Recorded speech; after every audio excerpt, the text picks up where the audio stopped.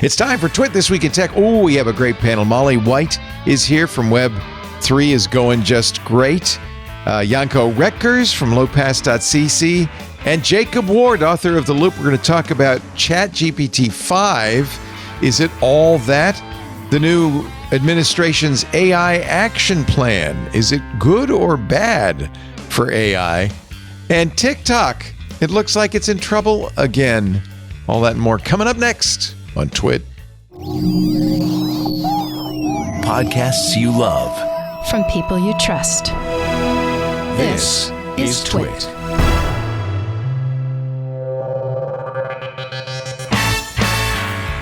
This is Twit, This Week in Tech, episode 1042, recorded Sunday, July 27th, 2025.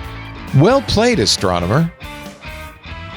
It's time for Twit, This Week in Tech, the show where we cover the week's tech news. I think I'm going through puberty. My seems to be changing. We got a great panel for you. I am excited. We always get interesting people. It's one show we do with a rotating panel, which gives me a chance to talk to people, I like to talk to, like Molly White, famous for Web3 is going great, and mollywhite.net, and her fabulous newsletter, Citation Needed. It's so nice to see you, Molly. Thanks for having me back. She's a very active Wikipedia editor, and we will have questions like why. No, I'm not going to do that to you. Why is Ozzy on the front page but not Hulk? That's the question everyone's asking. Yep. Anyway, we'll talk about that later. Also with us, Jacob Ward. He's the author of The Loop. We interviewed him on Intelligent Machines, and I said, this guy's smart. I like this guy. You might have seen him on network television. He now runs his own, as does Molly, his own newsletter, The Rip Current, on Substack. Good to see you, Jacob. What's up, man? Thank you so much. Really fun to be here. I love that. You've got a giant plasma ball behind you. Is that? Yeah, I've been playing with these backgrounds. I don't know. I love that. Yeah, some of them sillier than others. This one is sort of like, I just do it by mood. And this one is like, I'm kind of a like. It looks like it might become the Eye of Sauron, but it's not sure. Yeah, there's a little yet. bit, exactly. There's an evil bent to it that is really how I'm feeling right now. So. Great to have you, Jacob. Also with us, he was at Variety for a long time. He's got a newsletter, Janko Reckers, also from GigHome. I remember you back in the day. Lowpass.cc is his current newsletter. Great to see you, Janko. Hey, Leo. Wonderful panel today. Are you all excited about ChatGPT-5 coming soon to an AI near you? Janko, what do you think? Is this going to be the AGI, off-promised AGI? Sam Altman says, I can't believe how smart it is. It seems to be a pattern where they always say that, and then disappointment out, they sort of go back and like, well, it's not quite where we want it to be. But actually, the last one was like that. 4.5 was overly sycophantic. It kissed your ass too much. Right. Let's see. Maybe this one goes the other way. It's going to be just really rude. He says, we were releasing ChatGPT-5 soon. He said this on the Theo Vaughn podcast. He decided to let ChatGPT-5 take a stab at a question he didn't understand. That's not how I test AIs, but okay. I put it in the model. This is GPT-5, and it answered it perfectly. Wow, Sam, what a benchmark. He described it as a here it is moment, adding that he, quote, felt useless relative to the AI. It was a weird feeling. Now, Jacob, you wrote a book about AI. Yeah, I don't know, man. When the CEO impersonates both like the dream customer who says, God, I can't believe it. It's crazy. It's so good. It's so amazing. And then also impersonates the company's worst critic. Oh, it scares me to death. It really, the contrast between my utility and the utility of this thing is really quite, startling. That stuff makes me crazy. The sort of I feel like this industry is getting so good at kind of impersonating the reaction it expects in advance to inoculate itself. Anyway, there's a whole PR. I think it's also, there's a certain amount of hype in the doomerism, right? Sam Altman warns that AI is about to create a massive fraud crisis.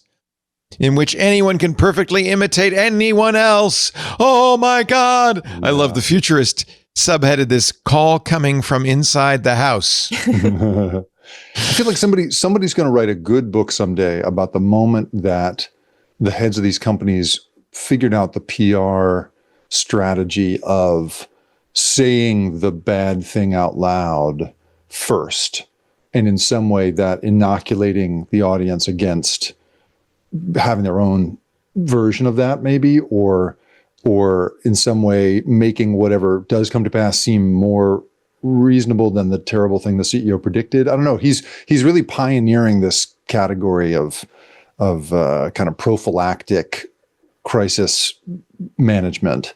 I'm almost a little more cynical than you, Jacob, and I think it's kind of a reverse PR ploy. Like, oh, this is so good, it could kill humanity. Right. It's like marketing. It's like good marketing. Right. It's marketing. Right. Well, right. And he does also run a company that he claims will solve the fraud problem that he is also creating. Oh, so I think that perhaps he is acting as the CEO of his other company when he is, promising that this is going to destroy, any sort of trust people have in other humans online. Yeah.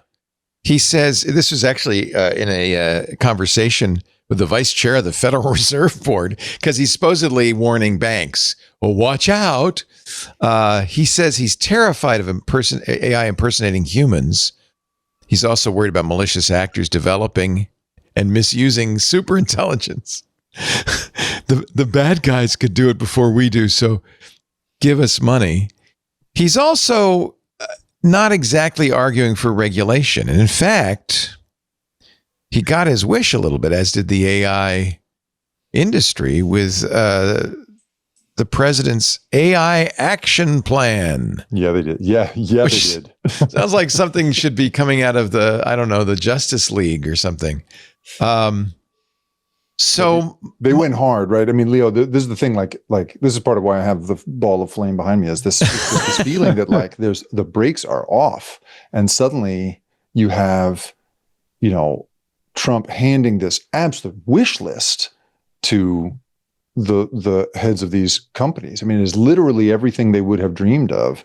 Look at the 28-point font or whatever. This is winning the race, America's AI action plan. Right, that's right. But in his statements, when he was speaking on the release of this, he's saying these talking points that you can just sense were said to him, 10 minutes earlier by. He has nobody. And in fact, he got a little bit of trouble. Here's one thing that he said that I just think was so crazy. You can't be expected to have a successful AI program when every single article, book, or anything else that you've read or studied you're supposed to pay for. I read a book. Am I supposed to pay somebody? We can't do it because it's not doable, he says. That is dream language on the part. And it's not in the AI action plan. He went off. What I read was he went off script a little bit with that. Certainly it's what all the AI companies want to hear. They want it to be fair use. They can read anything and nobody should charge them anything. But it was even a little farther than the very bullish Executive Order 14,179, which gives you some idea of how busy he's been, removing barriers to American leadership in artificial intelligence. Molly, should we be worried about our leadership in artificial intelligence? Well, what leadership? I mean, there's certainly nothing coming out of the White House that's going to change the game for the AI companies in terms of regulation. It's mostly just taking the brakes off, like Jake said. Pillar 1 to accelerate AI innovation is to remove red tape and onerous regulation. Yeah. Actually, Doge is busy, I just read, creating an AI that will go through all the government regulations and remove the ones that are no longer, I don't know what the AI's criterion is going to be, but they say we're going to get rid of half the government regulations using AI.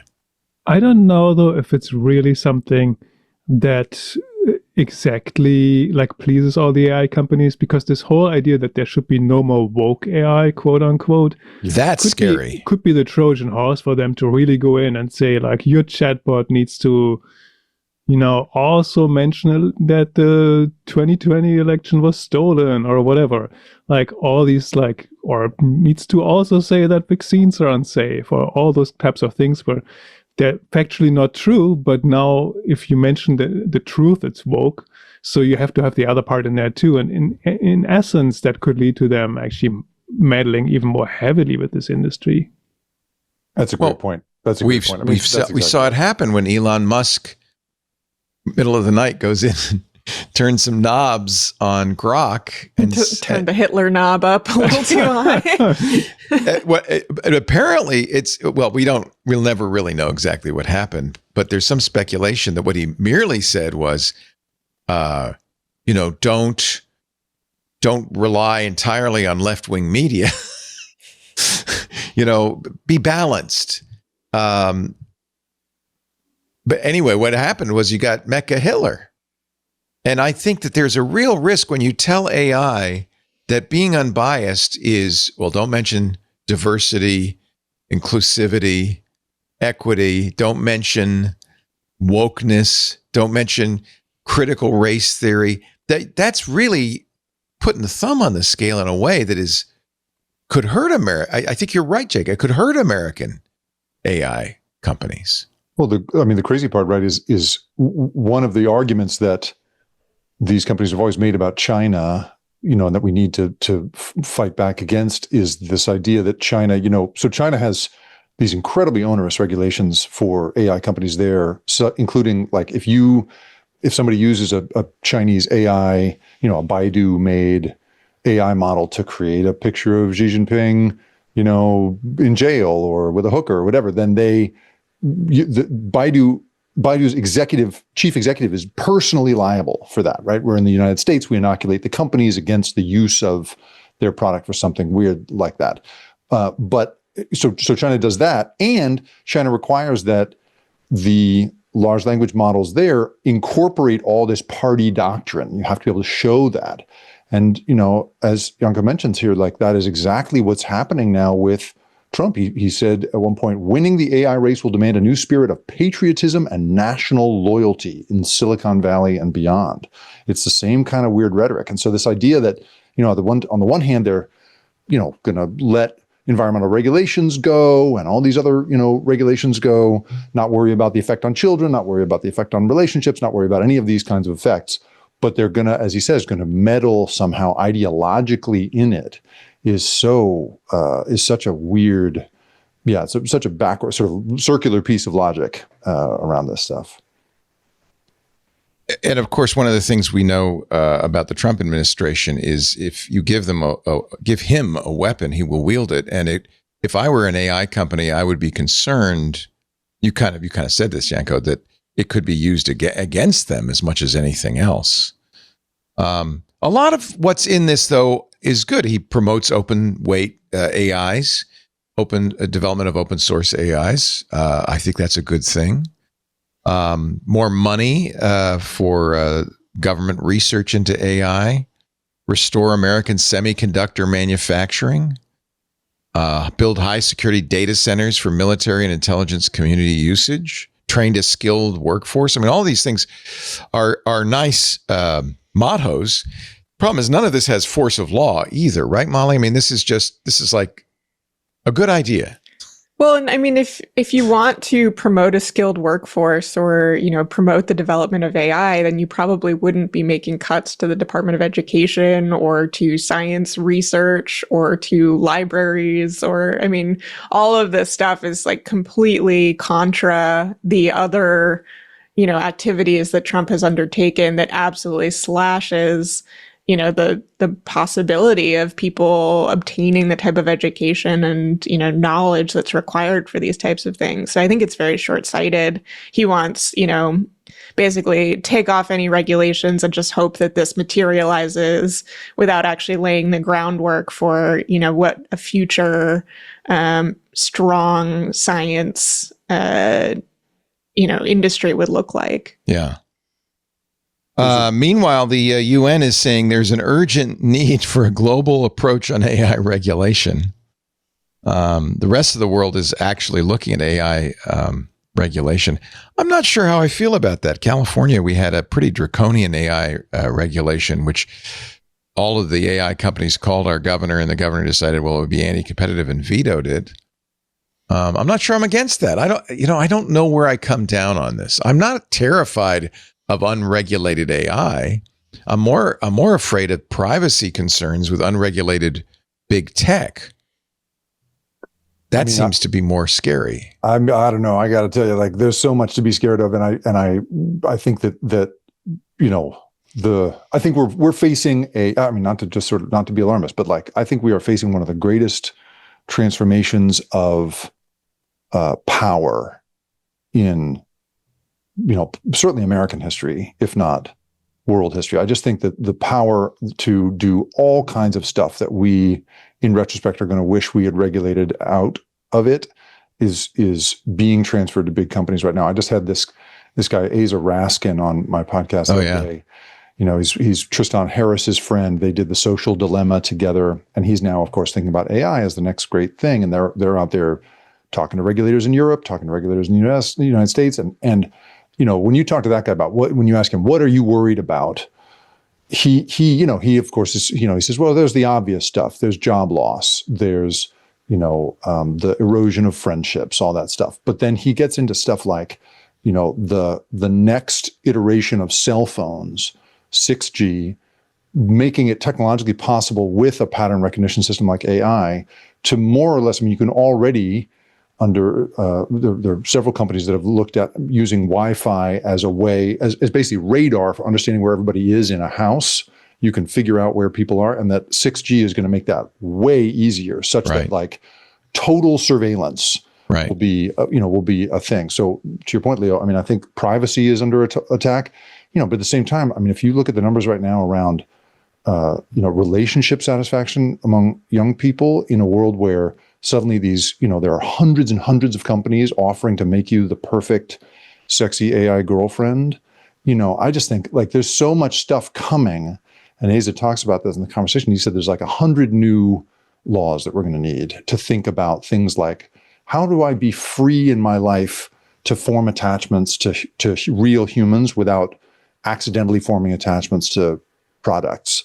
This is the premise of the loop, right? Is that we are being in a tightening net of technology, limiting our choices and our decisions. Yeah, and playing on our instincts, right? Our most ancient, uncontrollable instincts is the thing that I keep seeing. Because that's how they make money. So they make money. It's easier to sell to the most primitive part of your brain. That's what they do. And naturally, that's the way the market moves, is it just starts to work across the attack vector of your simple brain, the simplest part of your brain. And that is totally what's happening right now. And we have relied in the past on regulation to say, actually, we're all going to need to wear some seatbelts.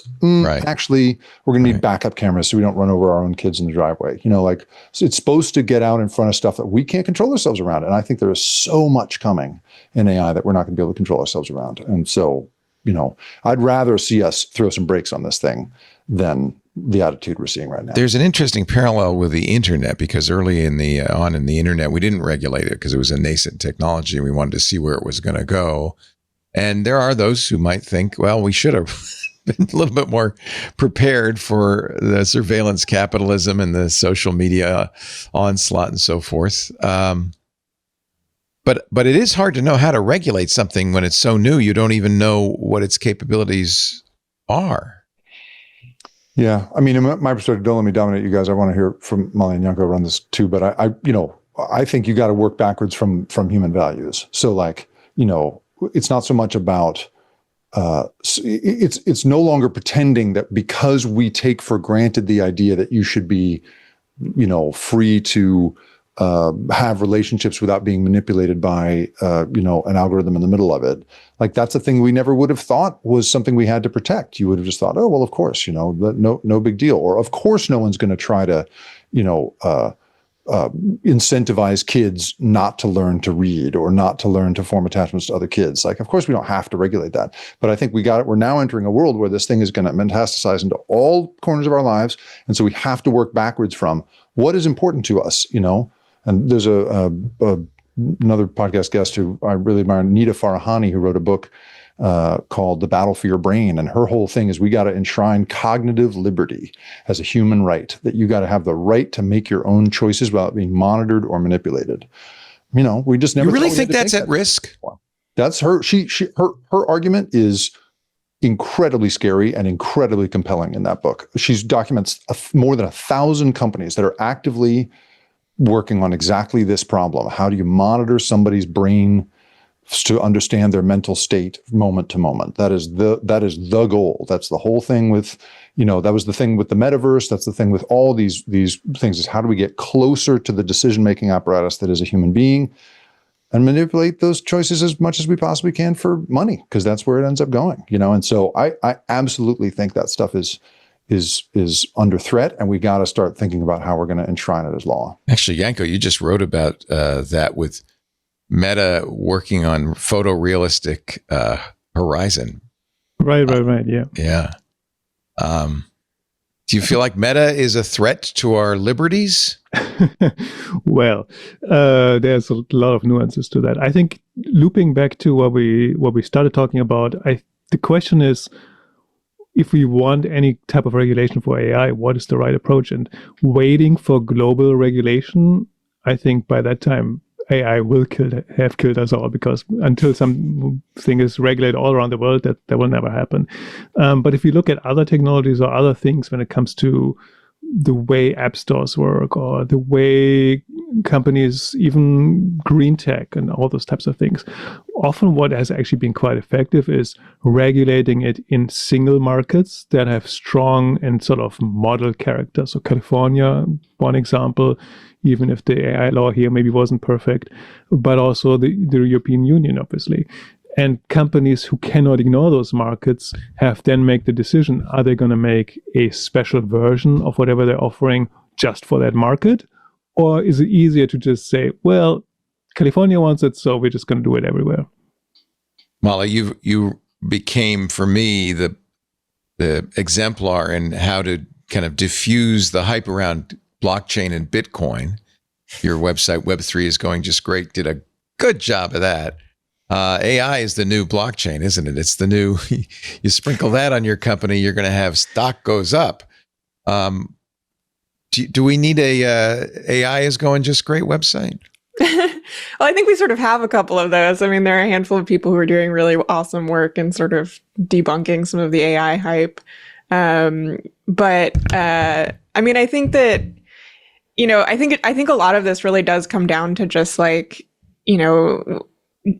basic human rights that we need to be protecting. And the fact that like this is a new technology is not a very compelling argument for me in terms of the, we can't regulate it because it's so that's not new enough. And we don't know what it's going to do, because that's the argument. I mean, we've been hearing that for 200 years, 300 years of regulations.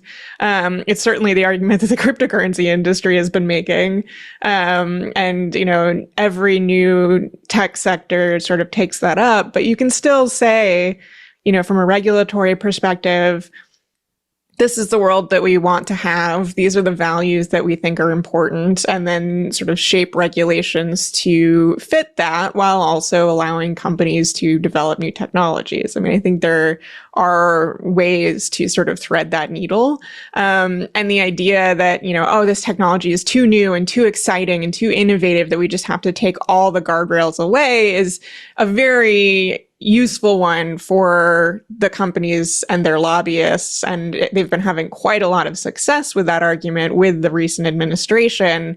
But I think, unfortunately, we are going to see where those, regulatory approaches end up, which tends to be chaos and a lot of people getting hurt. I think we've that's my problem. I don't know if I trust government to regulate this. They're just as much a threat as the AI companies, aren't they?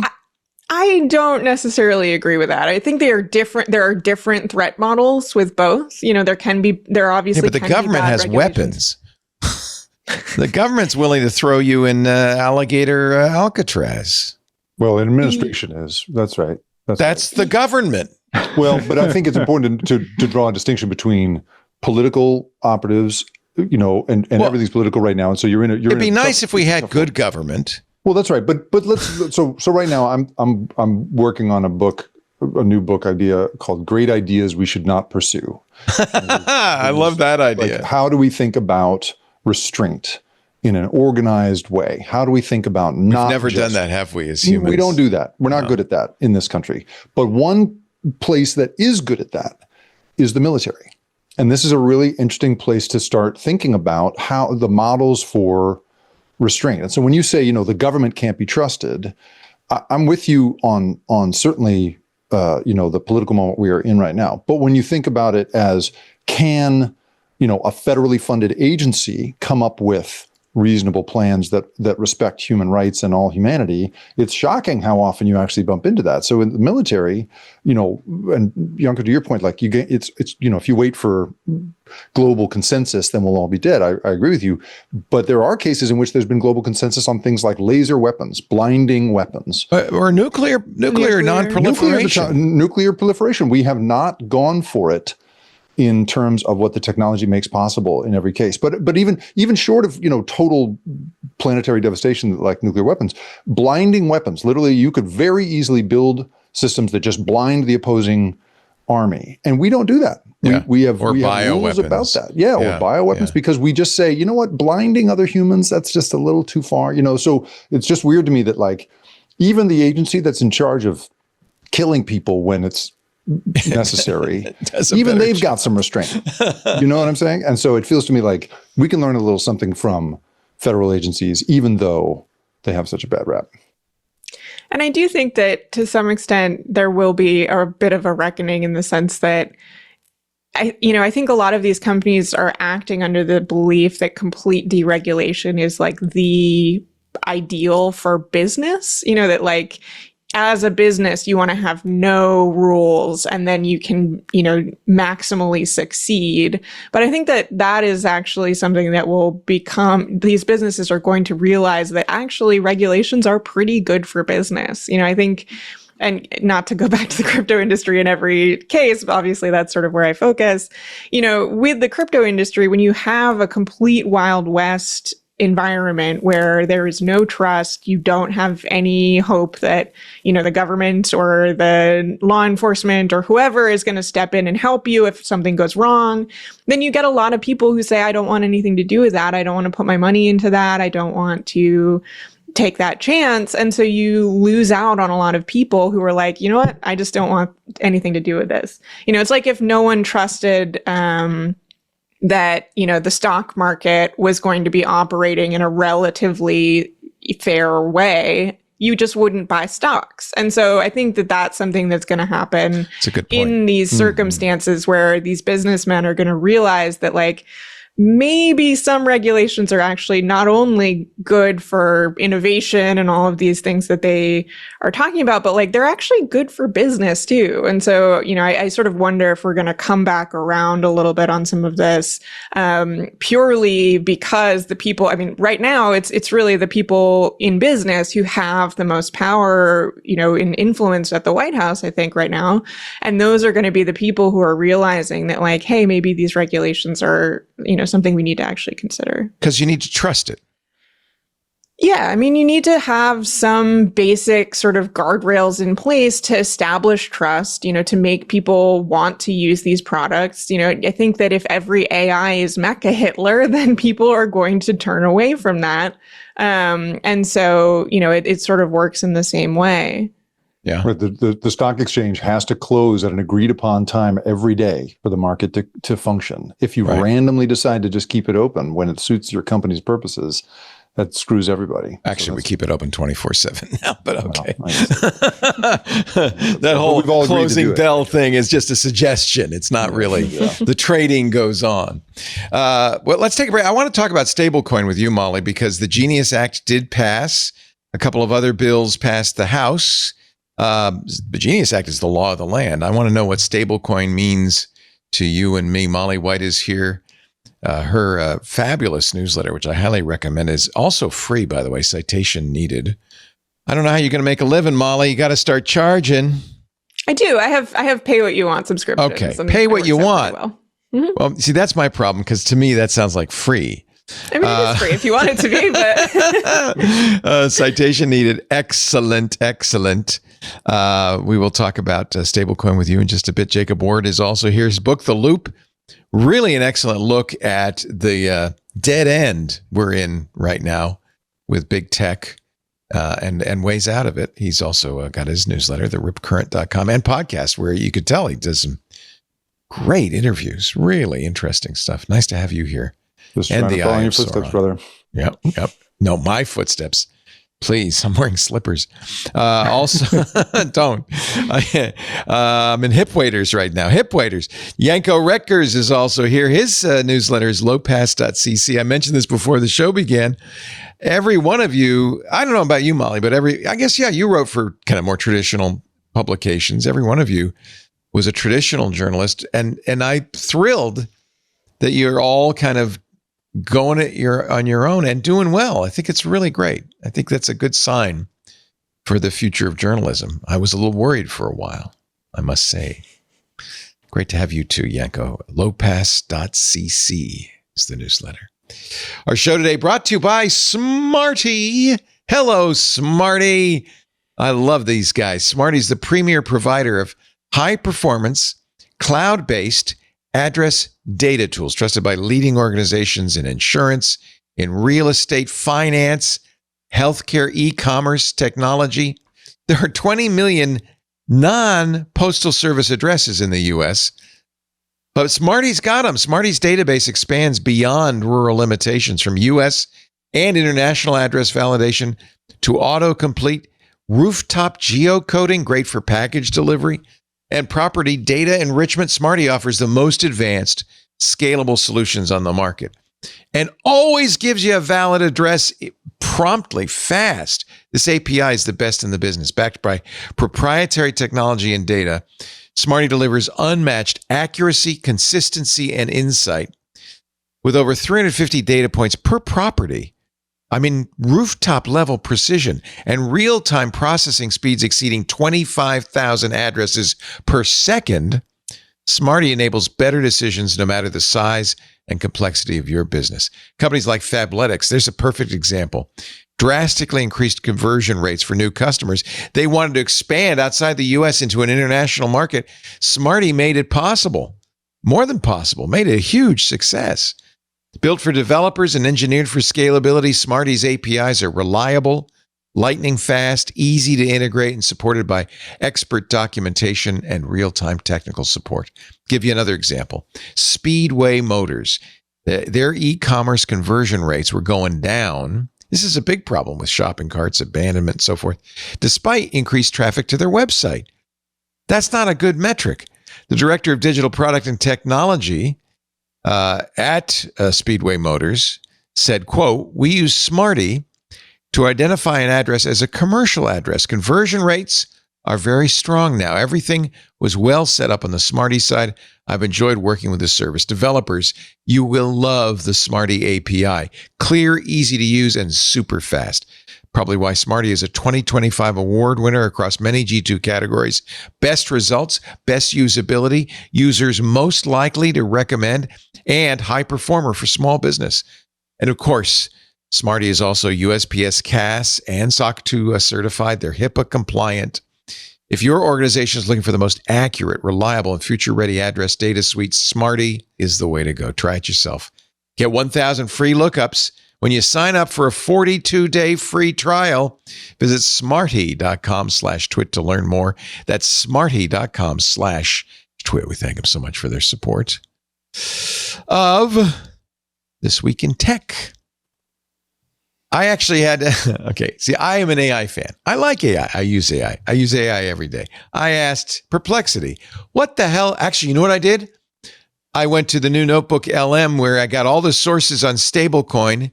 I got 20 good sources on stablecoin. I said, do a podcast about stablecoin so I can understand what the hell this is, because it's now the law of the land. The Genius Act passed. The president signed it into law. Molly, what's stablecoin? So stablecoins are essentially a subset of cryptocurrencies that are supposed to maintain a stable value. So they're usually pegged to some other asset like the dollar or the euro or, some other outside asset.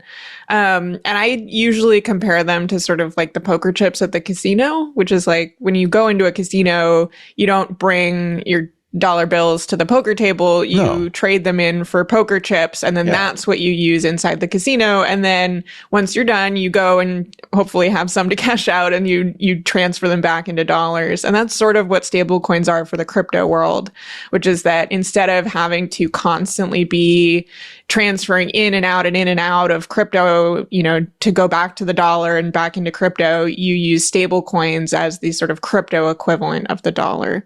So this sounds good, right? This sounds like a sensible thing. When we talked about it a couple of weeks ago, I was told this is a less expensive way of transferring money. Instead of giving a credit card, 4.5%, you could do it cheaper with stablecoin. The other thing, besides being pegged, it also is fully backed by the reserve currency, by the dollar, right, or whatever it is. Yeah. So I guess on that first point, I would not necessarily say that it is unilaterally cheaper than using dollars. It could be, though. And that's the other thing. You have your choice. There's not just one. There's many. Right. Even the Trump organization has its own stable coin. Hooray. Yeah. I mean, so there, it is an option. There are fees involved with using stable coins, as there are fees involved with using fiat currency. So I try to push back on that a little bit because it's just not necessarily like an absolute truth that stable coins are cheaper.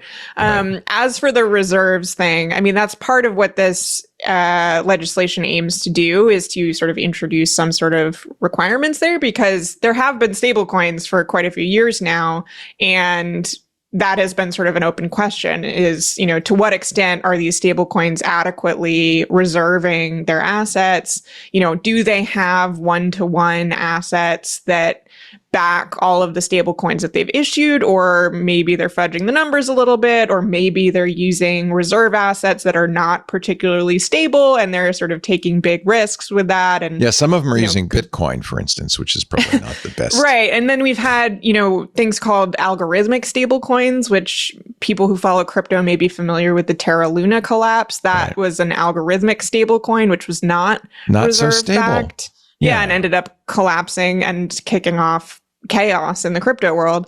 And so that's sort of what this legislation was sort of aimed to address. And it does install some requirements around backing these stablecoins one-to-one, what kinds of assets are acceptable for using as reserves. But it this is good. This is a good thing. Yeah. I think that reserve requirements are good and necessary. You should be clear, they are not FDIC insured. They're not insured by anybody. They're not bank deposits. They don't have those types of reserve or insurance applied to them sort of by default.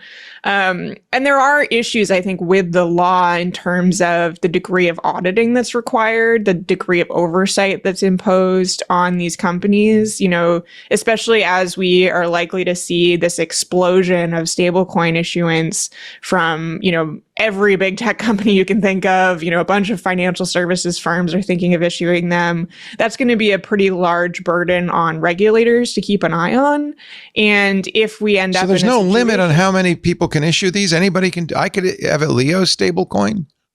I mean, under the legislation, you would need to register with the regulator that applies to your circumstance. So they are trying to sort of impose some limits in terms of regulators, but there is no hard cap on how many people could issue these stable coins. And frankly, that's a concern that we've seen. There was a really good op-ed in the New York Times in June, I think, where, someone pointed out that we sort of can look at history to remember what happened when there were a bunch of banks all issuing their own dollars, essentially, during the free banking era, which was that some of these dollars were better than others. Some of the auditors and regulators were doing a better job of ensuring that the assets backing these dollars essentially were, high quality and there. And things didn't really go very well in that circumstance because there was this like massive explosion of, bank currency that was not being well regulated and was, not uniformly reliable. And I think that's a real concern here. That Then New there's the York Times concern- piece said it's a threat to the U.S. financial system. Right. Yeah. How is it a threat? I think it's the sort of typical issue that we're seeing here with crypto is that the more you are tying crypto to the traditional financial system and introducing these, levers of risk, the more that you run the risk of contagion if things go wrong in the crypto world. And so, that's, I think, a big concern here. I think there's also concerns around the Genius Act around consumer protections and regulatory arbitrage, where you are allowing issuers to do very bank-like things without actually being subject to banking regulations. And so you end up in this world where banks are sort of at the disadvantage to these up-and-coming financial services companies that don't have to do as much compliance. Then there's the consumer protection side of things, which is that this bill does not really apply oversight to consumer protection agencies like the CFPB, who oversee things like Venmo and PayPal and, those sort of like peer-to-peer transactions that people do, where if someone hacks into your Venmo account and, makes an unauthorized transfer, there's some recourse for that, where you have the ability to, there are laws that apply to that and require Venmo to help you in that circumstance, whereas those types of laws do not clearly apply to this stablecoin sector. So, I think it's a flawed piece of legislation, quite frankly. And there is a certain incentive for the president because, in fact, he has a stablecoin. Yeah. USD1. Yeah, and I think that was, the Trump family gets 75% of the profits from USD1, which is right now in many hundreds of millions of dollars. And it's also a vector for what looks sort of like bribery. MGX, an Abu Dhabi company, used $2 billion of USD1 to move money around, profiting the president. Right. I think that has been a major source of opposition from Democrats on these bills, is that there is no clear language in the bills that prevents the president from profiting off of these types of ventures. I would say that the president is prohibited from profiting off of these types of ventures, regardless of whether there's language in the bill that specifically addresses it. But it is true that, this is essentially legitimizing the business that the president has just entered into, and which has already been very lucrative for him. When MGX decided to do that investment deal into Binance with $2 billion going to Binance, by choosing the Trump stablecoin, they were saying, here, Mr. President, you get to take these $2 billion and essentially earn interest off of this $2 billion, which is quite a lot of money to be earning interest off of, for the duration that we keep it in this stablecoin. And, the act of choosing the president's stablecoin over a more established issuer like Circle or any of the other stablecoins out there was it was a very deliberate choice to benefit the president, from the United Arab Emirates. And so, I think it's very clear and very uncontroversial that there was, political maneuvering happening there, and we're only going to see more of that. And apparently he doesn't have to declare his stake in World Liberty Financial's USD1 because of some loophole in the regulations. So it doesn't show up in his disclosure. So it's a really handy way to bribe him, frankly, just in case you're looking for that. That's right. Can I throw a weird thing into this? I just had a conversation with somebody inside one of the big established traditional banks who's well, not to identify them too closely, but they're somebody dealing a lot with fraud and the crypto sort of moves. And they told me something really interesting, which is that, as Molly says, there's all of this concern around the traditional banking regulations that can get you your money back when you get screwed on Venmo just don't apply here at all. And all the know your customer stuff, we don't have any of that yet. Any of the ways in which we have traditionally fought money laundering and all kinds of scary stuff doesn't really apply to this, at least. Well, that's all you have to do is look at how Bitcoin has facilitated ransomware, an explosion in ransomware.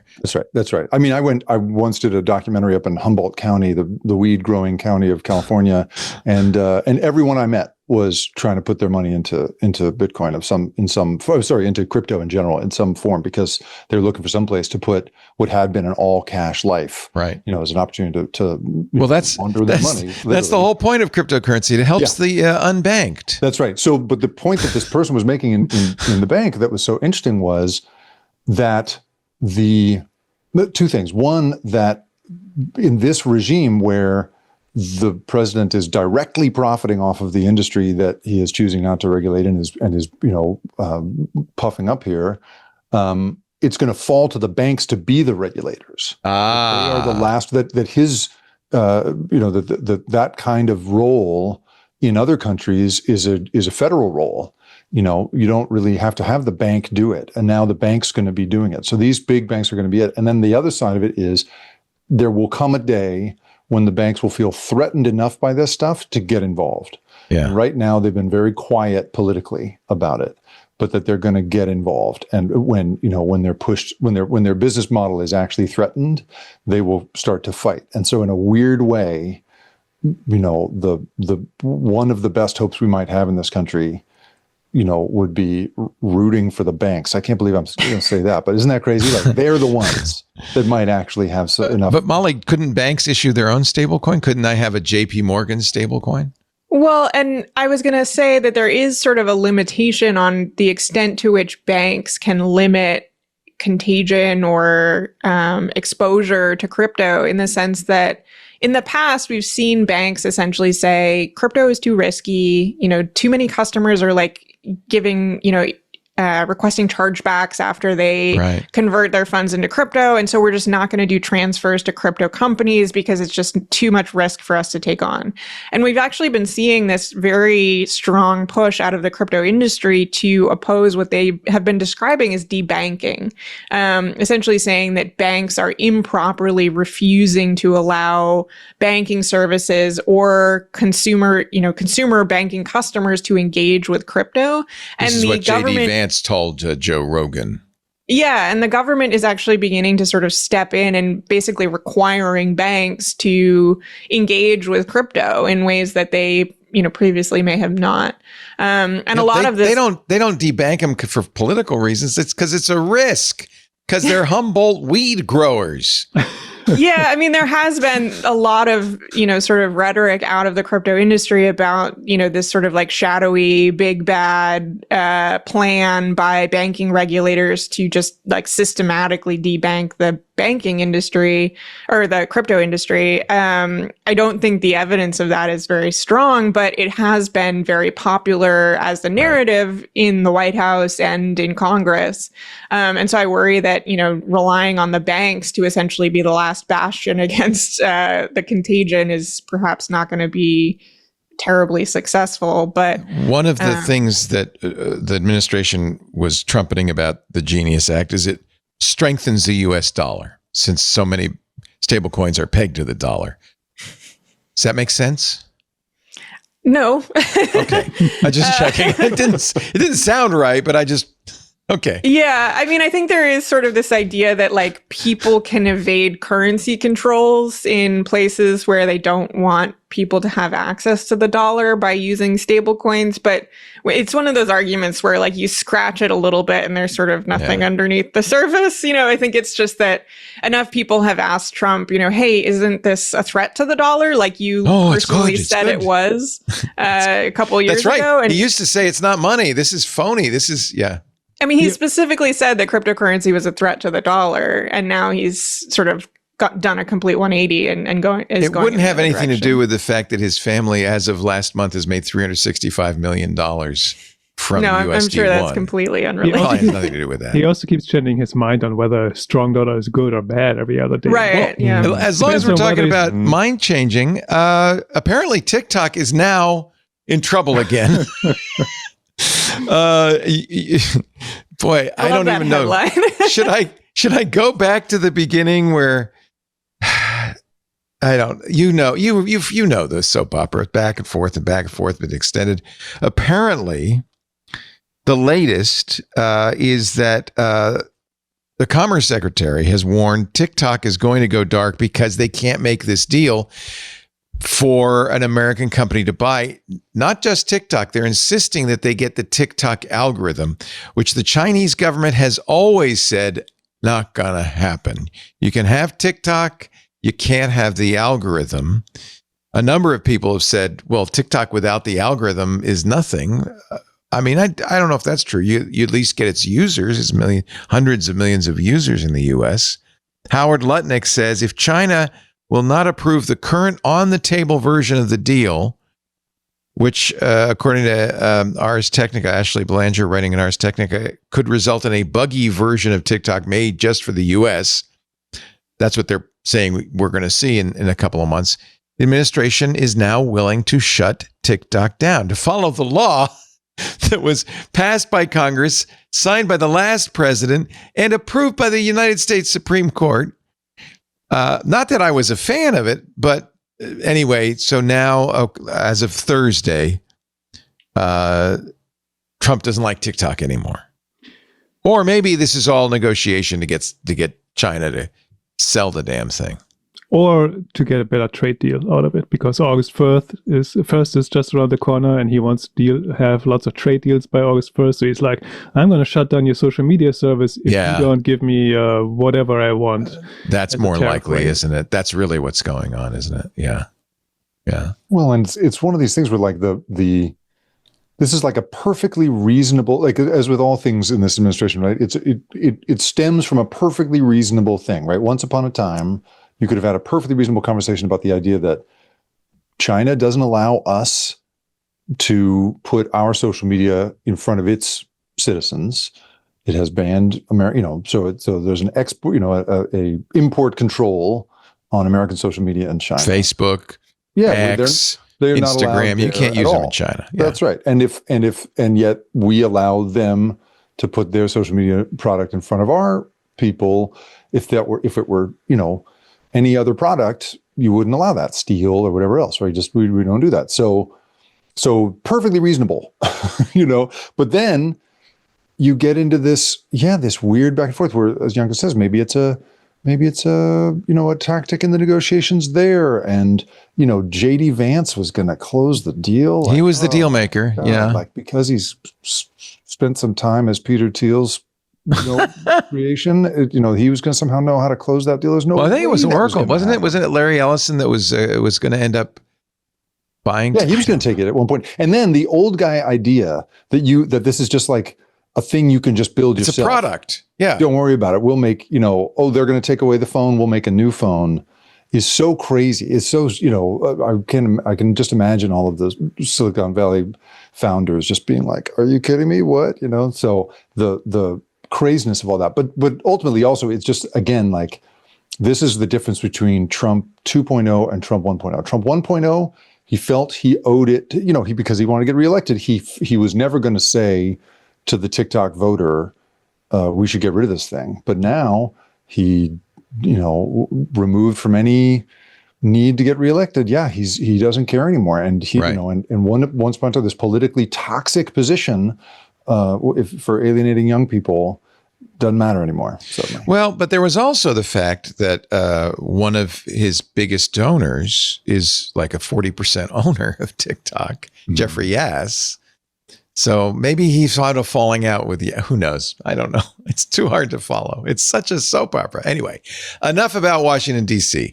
We're going to move on. Google's results are out. And while I don't normally follow market results, quarterly results, there are some interesting information that came out in their quarterly results. We'll also talk about, a lot of other stuff. So the SharePoint debacle with Microsoft turning out to be a nightmare And Tesla goes to war with the California DMV. But that's all to come as you watch This Week in Tech with Molly Wood from Molly White. Sorry, Molly White. Sorry, I know Molly Wood too, but that's a different Molly. Molly White from mollywhite.net and Citation Needed, which is her wonderful newsletter. Jacob Ward of The Loop. Great to have you. JacobWard.com, his podcast and newsletters, theripcurrent.com, and Yanko Reckers, lowpass.cc. Great to have all three of you on the show today. Our show brought to you by Zscaler. Now's the time to get secure. They're the leader in cloud security. It's actually a really interesting story because AI is both a boon to your company and a threat to your company, right? It's a threat because hackers are using AI to breach your organization. It's a boon because AI can power innovation. It can drive efficiency. It's a threat because it also helps bad actors deliver more relentless and effective attacks. AI goes both ways. Phishing attacks over encrypted channels last year increased 34.1%. And you can point directly to the growing use of generative AI tools as the reason. Organizations in all industries, from small to large, also love AI, right? They're leveraging it to increase employee productivity with using public AI for engineers with the vibe coding assistants. Marketers are using AI to help their writing. Finance is creating spreadsheet formulas like crazy. AI is being used to optimize and automate workflows to improve operational efficiency across individuals and teams. Companies are embedding AI into applications and services that are both customer and partner facing. Ultimately, AI can help you move faster in the market and gain competitive advantage. So it's both. It's a great thing and it's a threat. I think the safe thing to say is we need to rethink how we protect our private and public use of AI in enterprise. And of course, how we can defend against AI-powered attacks. And there is a tool that does both. Zscaler. Zscaler Zero Trust Plus AI. Just ask Chief Information Security Officer, the CISO at the New York City Department of Education. They say, with AI, I'm concerned about the usage of it, yeah, but I also love the innovation with it. How are employees using AI? Which AIs are they using? Zscaler can be a good partner there to help us find the answers to those questions and help us move faster when it comes to incident response and finding that needle in the haystack, proactively finding threats to our network and to our data. The problem is that traditional perimeter defenses, firewalls, and of course you need a VPN to get through the firewall, and that gives you a public-facing IP address, which gives you an attack surface, which hackers are now using AI to attack again relentlessly. It's time for a more modern approach than the simple perimeter defense. That's Zscaler's comprehensive zero trust architecture. Add AI, and now you've got a way to ensure safe public AI productivity. You've got a way to protect the integrity of private AI, and you've got a way to stop AI-powered attacks. Thrive in the AI era with Zscaler Zero Trust Plus AI to stay ahead of the competition and remain resilient even as threats and risks evolve. Learn more at zscaler.com/security. That's zscaler.com/security. Google's quarterly results came out, and of course, they had a very good quarter. They made a lot of money. Advertising was great. They also said AI's going just great. The AI mode in search, which I think a number of people have said, turn that off. That was the one that told you to use Elmer's glue to keep your pizza together or eat rocks for more minerals in your diet. It's improved since then. Google says 100 million monthly users now as 2.5 Pro and Deep Search rolls out. AI mode. I don't know if it's 100 million sounds like a lot to me, but maybe it isn't a lot in the Google scale of things. They've got billions of users, right? I They think also actually, put... Oh, go ahead. I think there was another story in TechCrunch that said that 2 billion users now actually get access to the AI overview, which is like that short thing, the snippet on top, and not the chatbot likes. Oh, right. 2 billion monthly users. Wow.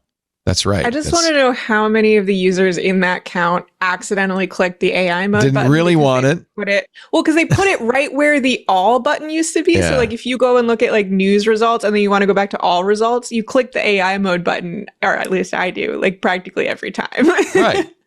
Well, you count. So it's you. You're part of the 2 billion users. Yeah, I'm sure I'm in there. It's just the US and India right now. Yeah, it's just me. Yeah, it's just you. Yeah.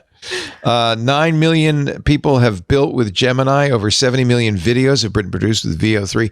I do admit VO3, very impressive.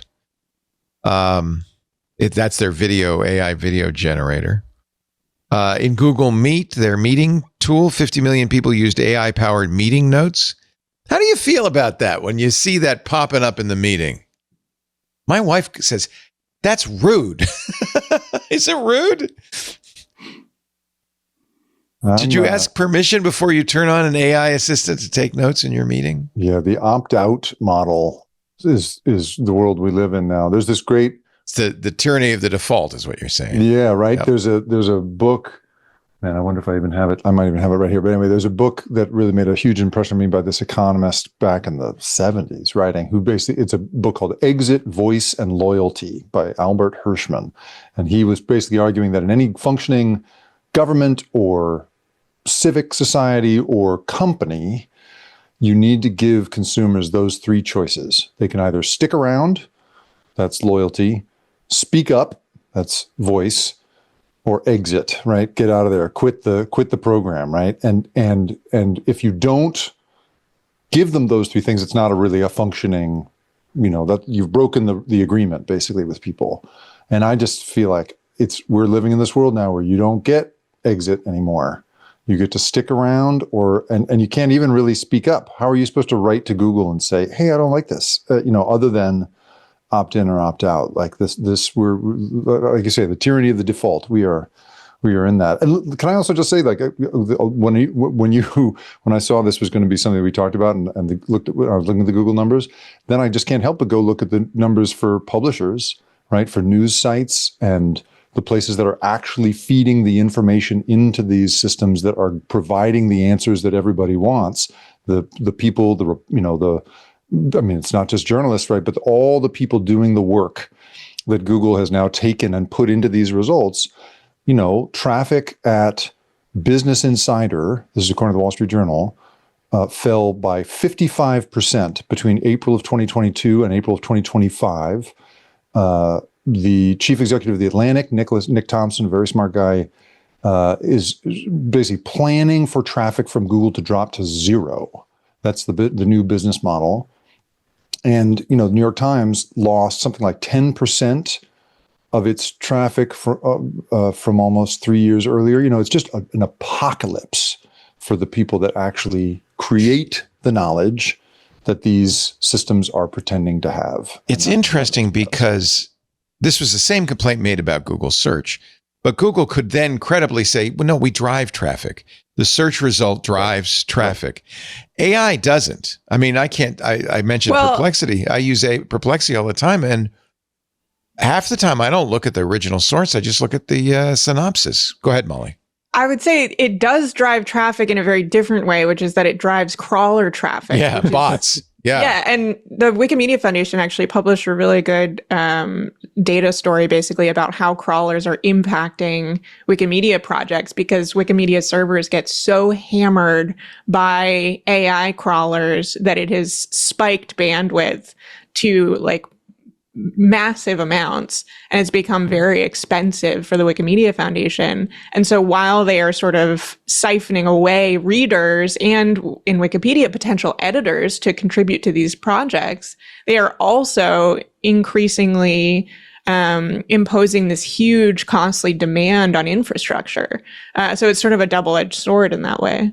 Boy, in fact, if anybody is threatened by this, it's Wikipedia. And I mean, almost all AIs train on Wikipedia. Does Wikipedia allow them for free to train? Do they charge them? Do they have deals? Well, and so that's sort of what they're trying to deal with is they've tried to come up with a system to provide dedicated pipelines for enterprise customers like AI companies, where they do have monetary deals to allow for that scraping and also to provide access to endpoints that are less harmful to the Wikimedia infrastructure than just like scraping websites. The problem is forcing them to use it essentially, or preventing them from just using the other ones. And so that's been, I think, a challenge for the Wikimedia Foundation. We talked last week about Cloudflare offering a better protection with robots.txt, because a lot of AI companies just ignore robots.txt. Cloudflare actually has an active thwarter against AI bots. But there's also a problem because Google's scraper for AI is the same as its spider for AI search results. So if you block the AI scraper with Google, you're blocking yourself from Google search, which nobody wants to do. Funny how they did that, huh? Why would Funny. they come up That's with funny. that? Wonder why they did that. Yeah. I gotta say, like, I know like traffic is going down to news sites, scrapers are a big problem, but at least as a Google user, it does feel like I'm seeing fewer of these really bad, often also AI aggregated click farm sites popping up in search results. Good. So I wonder if now that the AI reviews are there, they are taking even more traffic away from them, because if you really only need an answer to something that you can figure out in 2 seconds once you read something, that is actually a better solution than going to that website that spends 2,000 words on clickbait, keywords, or whatever SEO stuff to finally deliver that result when the Super Bowl is happening or whatever it is, right? So if in the end, maybe those sites all die out, that wouldn't be too bad. I think the baby goes with the bathwater. That in that case, though, right? Because that's the whole business model of traditional, respectable journalism sites too, right? Like, is they want you to come and get the answer to your question. And you guys, I can't remember if we talked about this back in May when he said it, but right, the CEO of Cloudflare, Matthew Prince, had this famous quote. He was at the Council on Foreign Relations, and he said this thing about. He said, quote, for every 2 pages of a website that Google scraped, they would send you 1 visitor. So scrape 2 pages, get 1 visitor. And that was the trade. What's changed? Well, today it's 6-1. What do you think it is for OpenAI? 250-1. What do you think it is for Anthropic? 6,000-1. Holy cow. And so the business model of the web cannot survive unless there is some change. And that's true for both the crap-ass sites that Janko's talking about and the, New York Times, right? It's the same business model. And so it's just as destructive to both, and no one is talking about the responsibility of these companies to, make up for that in some way. And as you said, once upon a time, Leo, there was this exchange, there was this idea of that. But I just feel like you see it in Google Books, you see it in search result, taking news publishers' information for your Google News page. There's this idea that it's of a service to people, and that's all you need to argue to say that it's okay. And they've won in court again and again on that issue. And now you have the President of the United States saying we shouldn't have to pay people for what they write. And so, I don't know how this stuff survives. Like you say, I'm glad that the 3 of us are around here doing independent work, but I just don't understand how journalism that's really going to expose wrongdoing and be of true use to people can work as a business if we're going to just let AI just scrape it all up and deliver it as if it thought of it. Yeah. But it's so damn useful. I know. It's a great idea. We shouldn't pursue it. Is there a way we can save AI and content create? I mean, AI needs people to create content, right? I mean, it's not like it's going to slurp up the whole internet and now it's done. It needs new inputs all the time. So it's in the interest of these companies to somehow foster content creation. Yeah, I actually wrote about this not too long ago, about basically the vampiric relationship between AI companies and the commons. I was writing about Wikimedia, but it and related free knowledge websites, but it applies also to journalism and books and really everything that AI ingests.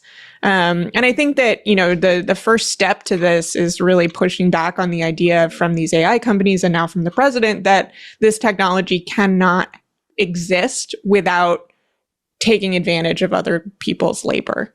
I think that isn't true. I think that there are ways to pay people for their work. If you look at OpenAI, this company has smashed records in terms of the amount of money that they have raised. They have so much money. They are drowning in money. And the idea that they cannot compensate people for the labor that they are doing is just absurd. To say like, oh, poor OpenAI doesn't have the money to pay for people who are doing this work. I think that's really the starting point, is to say, if a business wants to operate, they have to operate in an ethical way that compensates people for their labor, that treats workers fairly, that, allows people to maintain a livelihood. And you can't just say that, oh, but our product is so useful. Right. And if we paid people, we wouldn't be able to make it, because I don't think that's true. I feel like if there was ever a thing that AI would be good at, you could really, a really good use of that technology would be a blockchain-based micropayment system for every time your work got sucked up by one of these models. You can get paid for that. Absolutely. We've been talking about micropayments for as long as I can remember on the internet. We still don't have a good solution. Nobody wants to deal with that. Whenever maybe Stablecoin will solve that. They always say it's not feasible, it's too hard, blah, blah, blah. And I think, what is this AI for, if not for a problem like that? And what is the blockchain for, if not for these self-executing ideas?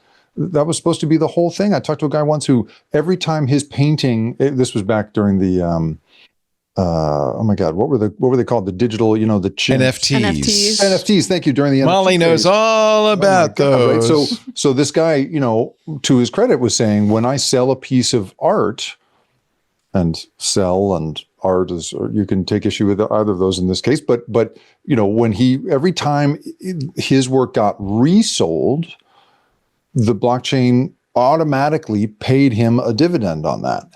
So it's a nice idea. This was the sort of heady early days of the blockchain, that you could in theory do something really good with it. And just the unwillingness to do that at the moment that it's so obvious we're going to need to do that if there's going to be real insight in this world. I think the complexities around how to do that fairly are very big, though, because if you think, oh, it's just like you pay anytime a crawler accesses one page of my website, well, guess what? Somebody's going to set up a bot that generates 1 billion websites in 2 hours, because that's going to get them a whole lot of money. And then do you want to really have an AI model then always track back which single idea it got from which single page every time it generates an answer, to then give you a fraction of a fraction of a fraction of a penny or something? That would be hugely complex, right? So probably impossible. I understand the notion, and to a degree I support it, but I also don't know if it's practical or even possible. I'd rather we take a stab at that than not have newspapers. Well, how would it work? The thing is, like, the New York Times is doing fine. Like, some of the big newspapers. So it's the Wall Street Journal, actually, ironically. Yeah. So the small ones are having big troubles, but a lot of that predates AI, and a lot of that has also to do with advertising markets going online, has to do with private equity companies coming in and buying up news publishers, all those types of things, right? AI may accelerate all of that, but it's not the only thing that leads to these news deserts and all these types of things. The big newspapers are doing fine. The small ones are going away quickly. Well, one or two of the big ones are doing fine. I think it's an overgeneralization to say that big newspapers are doing fine. That is not true at the LA Times. That is not true at the Chicago Tribune. Like, these are not. But there is a lot of reasons. The Washington Post is not doing so well. Well, that's right. I guess what I'm saying is we should be trying to protect them rather than saying, it's all fine. Yeah, it's all fine, and it's too complicated. But I mean, I take your point. I don't, if you made me do this job, I'd be like, oh, I don't know quite where to start, and I would undoubtedly get screwed by some click farm genius, no question. But I feel like this idea that we can't do that, even as this same industry is saying that we should allow it to wipe out hundreds of millions of jobs around the world because there's a better day on the other side of that, feels weird to me. Yeah, we've had that same conversation around attribution where, you get these AI companies saying that, like, oh, we've got AGI just around the corner.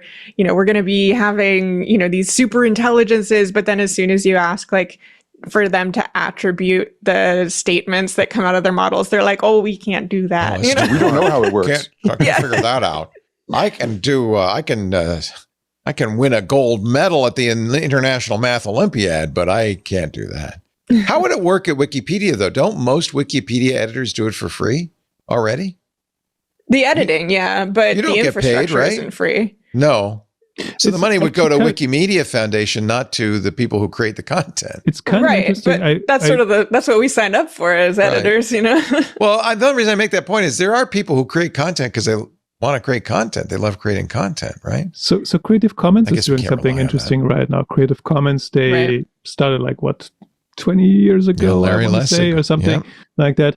And they've always been about, let's be more open, let's share more, let's help people, use things without having to strike deals first and pay for it first.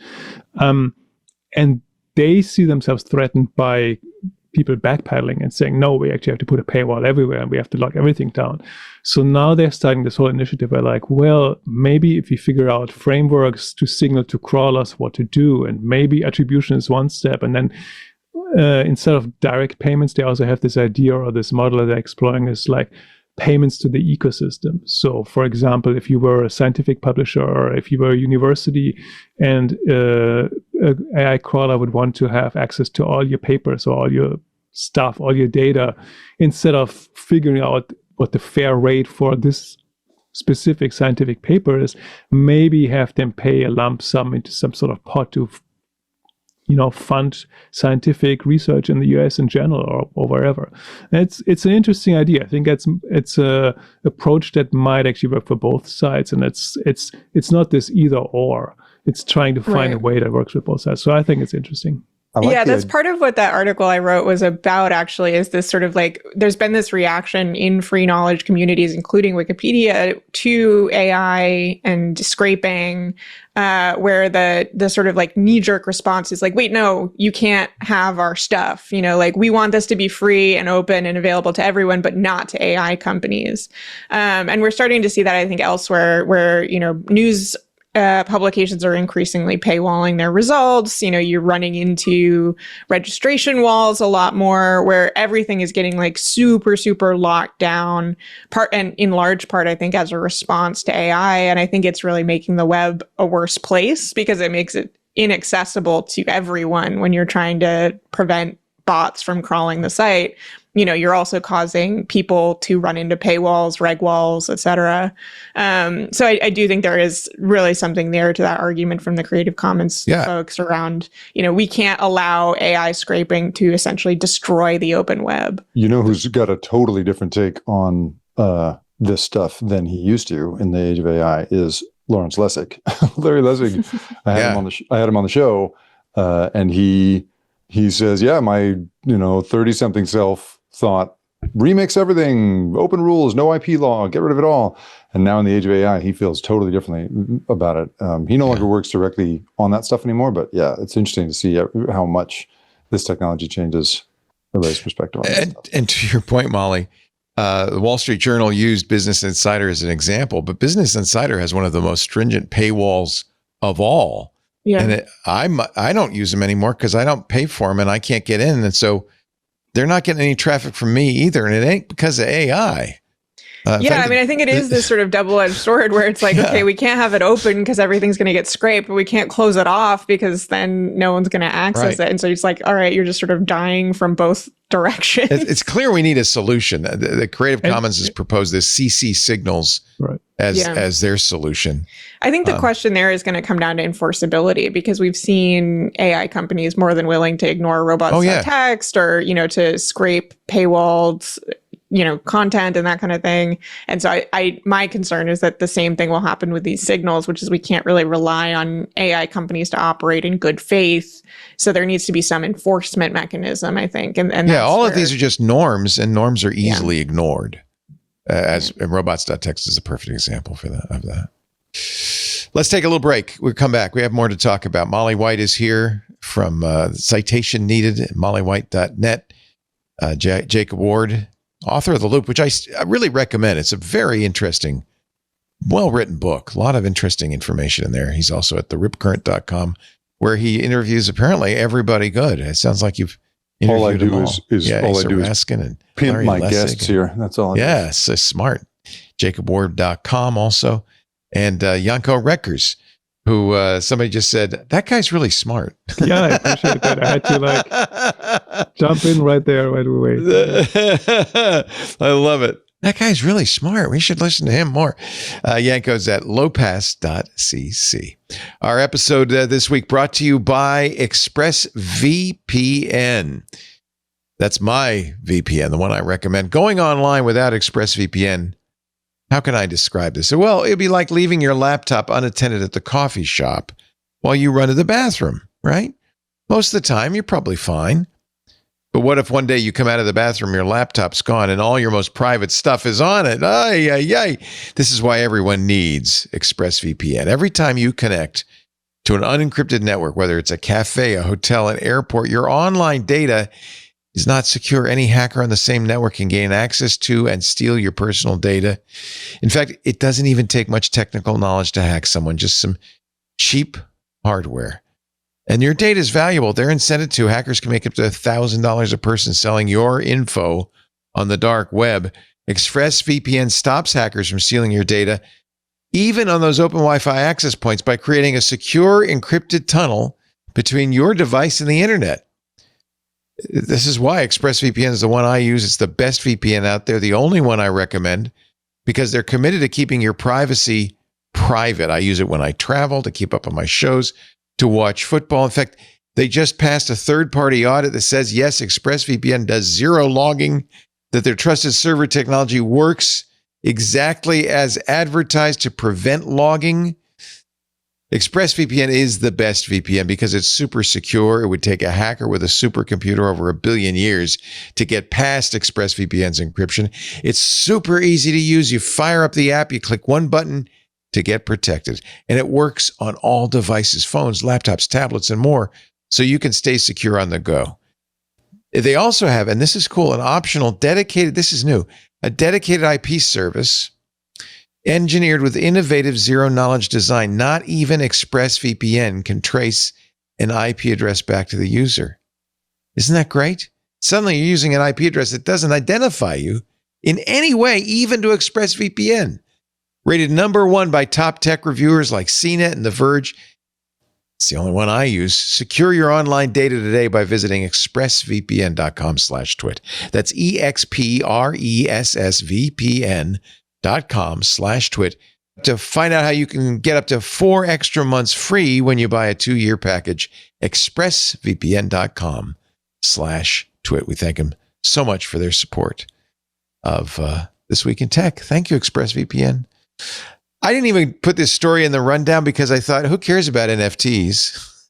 But the Ninth Circuit Court of Appeals on Wednesday said that an NFT can be trademarked. So there you go. Or the apes. Or I think they were mostly overturning a lower court finding where basically there wasn't that much of a finding. They granted summary judgment to Yuga Labs, which is the Bored Apes company, against someone who infringed on their trademark. So now there's going to be a trial. Yeah, now it's going to actually have to go to trial. Right. Yeah. But I think the wildest thing about that case is less the actual details of the case and more the fact that the judgment in the original decision was like $1 million, maybe closer to 2, in disgorgement of, profits made off of the apes, and then like $7 million in attorney's fees. Oh, it was unreal how yikes. much the penalties were for the attorney's fees. And I hope that they didn't value it based on the current value of a bored ape. They did not. Yes. I don't think they've been going up. I might be wrong. Yeah. I might be mistaken on that. Get in while you can, Leo. Buy the dip. Well, actually, there's been so many of these companies trying to do the like Bitcoin treasury play or Ethereum treasury. There's a company that just added an NFT to its treasury. So I would not be surprised if there's a little bit of a resurgence in NFTs as people are trying to find more and more things they can make into crypto treasury companies. But I suspect that whole trend will meet its ill-fated end before too long. Yeah. FDA has a new drug approval AI called Elsa, which is making up studies. That's all. The photo they've got of RFK Jr. in that one is crazy. Him like gorging on an ice cream cone. But notice there's no FDA red number 3 in that ice cream cone. That is is a colorless ice cream. I feel like making up studies on medicine is a feature for the FDA these days. Like, isn't that kind of the point? Yeah. When RFK Jr. said it's just common sense, that's when I knew we were in deep, deep trouble. You can imagine that someone may have put into a prompt, you can rely on less traditional sources. Exactly. And that's the problem with undermining. All right. Tesla's set to face off with the California DMV over claims it overhyped its Autopilot. Oh, really? I love legal cases like this one where it's like, I don't like either of these parties. Like, nobody likes the DMV. California's... Go ahead. California says Tesla violated state law by making untrue or misleading statements in 2021 and 2022 when advertising its full self-driving. Tesla says our remarks are protected under the First Amendment. It's free speech.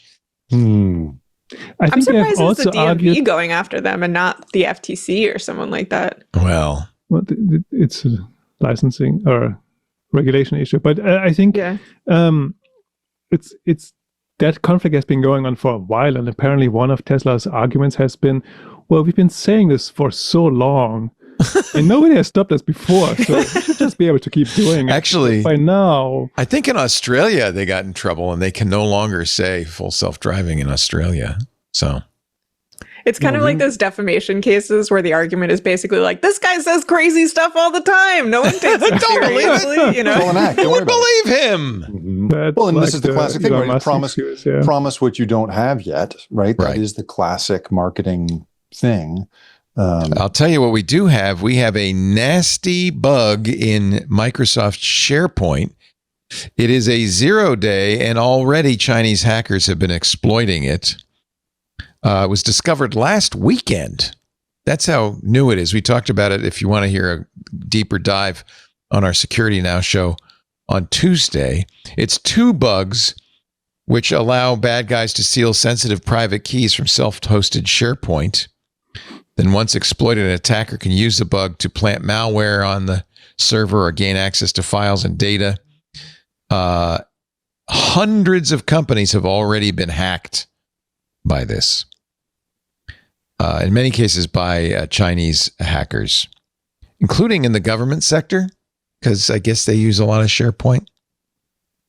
Microsoft has patched it, but of course, these are people running self-hosted SharePoint. And actually, the security researcher said, if you are running self-hosted versions of SharePoint, you should assume you have already been compromised.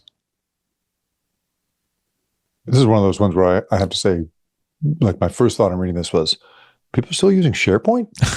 Yeah, that still exists. Lots of people. Lots of people. It's very, very popular.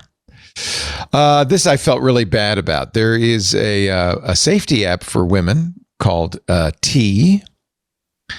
Women would use this to warn other women about bad guys. You can post about a guy and give it a red or a green flag. Give him a red or a green flag. Unfortunately, this app, which has 4 million users and suddenly became #1 on the Apple App Store this week, probably because they'd just been hacked. T says hackers accessed a database with 13,000 user photos and IDs.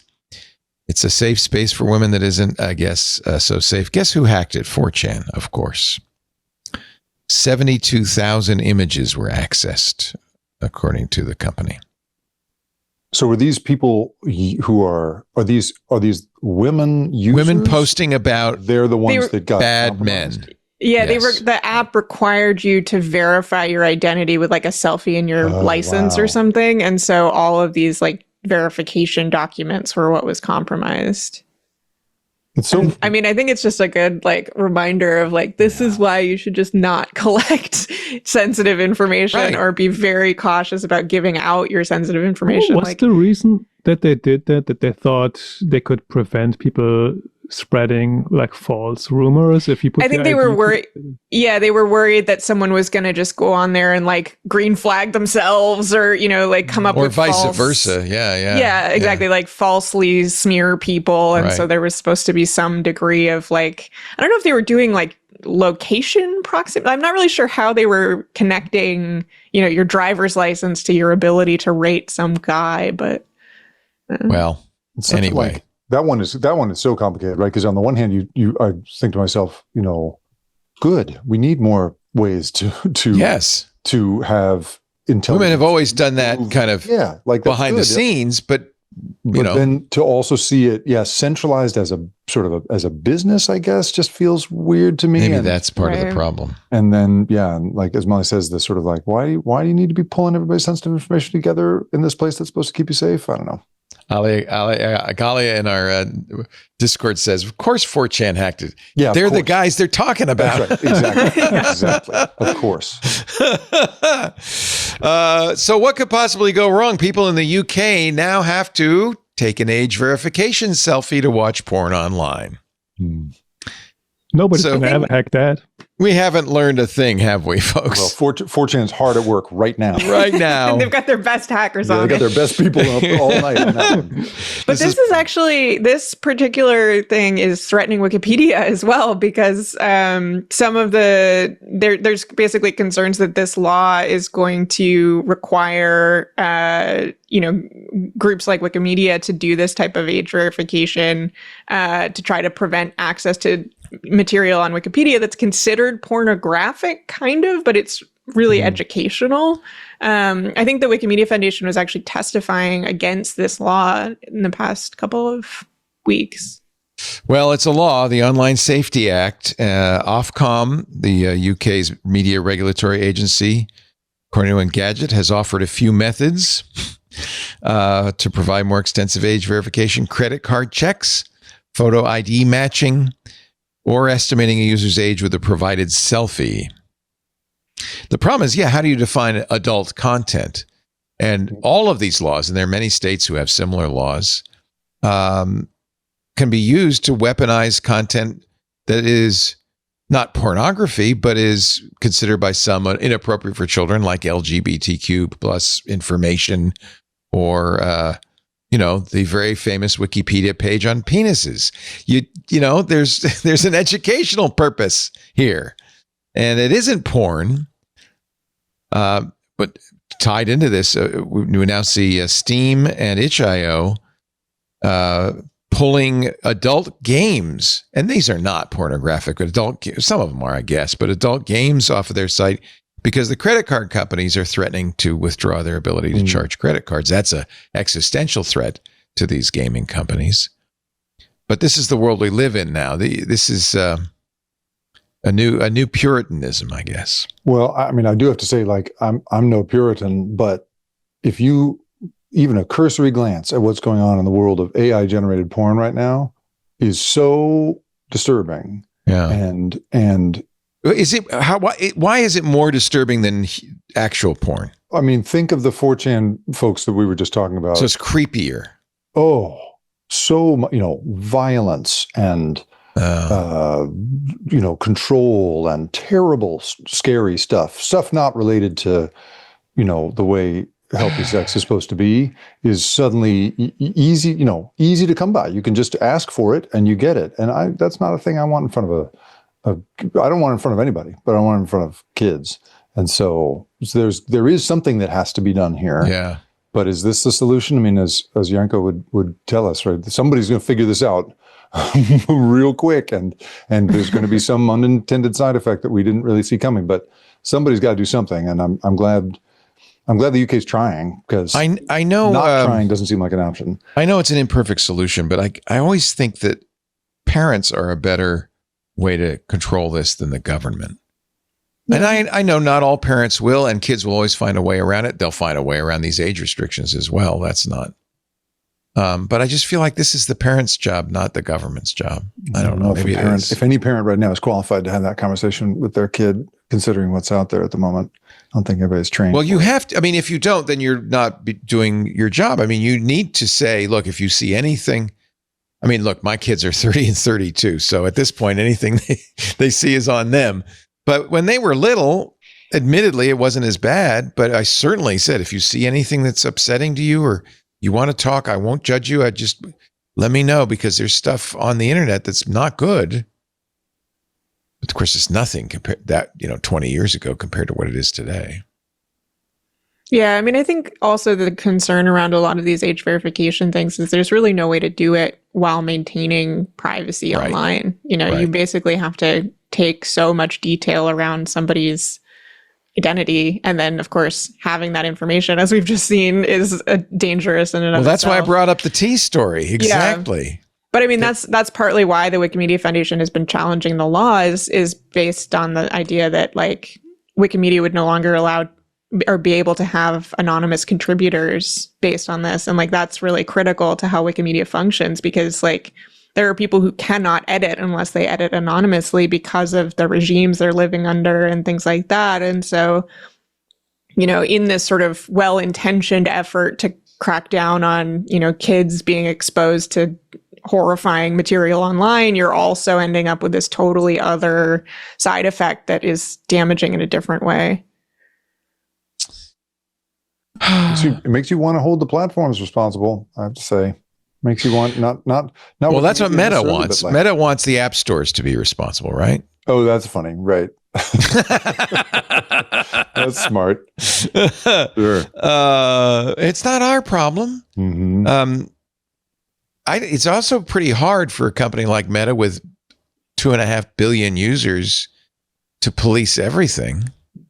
Yeah, or I mean, think of Wikimedia trying to do it. It would be, if you were to basically say, screw Section 230, Wikimedia is, as a company is liable for everything that, every edit that's made to the site, you'd basically end Wikimedia by doing that. I often, when we're talking about 230, say it protects not just Google, Meta, but it protects little people like me and my social, my chat room and but I didn't even think of Wikipedia. That is a very good reason to have Section 230 to protect Wikipedia. That is worth saving. Maybe not my Mastodon instance, but that for sure is worth saving. Hmm. I didn't even think of that. Yeah, absent Section 230, Wikipedia would disappear. And yeah, there's a really good podcast episode on it. I want to say it was the Tech Dirt podcast that did Sounds like it. Mike Masnick. Yeah, right. Yeah. But one of the Wikimedia Foundation people came and spoke on the podcast, and it was a really compelling. He's been a staunch defender of Section 230 over and over and over. It's one of those things that where like you go, I mean, I can't believe I'm going to walk into this one, but like I do, like if I'm always thinking of it from the perspective of like if aliens landed on the planet and you explained to them what was going on, and they said, so all of these hugely powerful sites that are controlling discourse on your planet have no responsibility for it at all. And their defense is this one little site that is clearly valuable to a relatively small number of people. That's why we're going to let the rest of these people run wild. And you go, yeah, good idea. That's like the balance a good point. is weird. Yeah. I don't think it's one little site, though. I think it's a lot everything. of little sites. Yeah. Well, that's that's right. Yeah, it's Wikimedia. Right. It's the comment section on my website. It's exactly. It's practically everything on the internet. Yeah. And there are ways to protect. There are ways to change the way that platforms behave without like outlawing Section 230. I mean, the EU just passed this regulation that is going to make it after October. There's all these new rules about political ads. And Meta has said, as a result, they're not going to run any political ads in the EU from now on. Which is great. Yeah, that's how it's supposed to work. I don't think it is great. Oh, you don't? Oh, interesting. No, because especially like we had that here too during like the last couple of election cycles where some of these companies were like, well, in the last 3 weeks or something before the election, you cannot run any new ads anymore. X did that, you cannot become a political advertiser.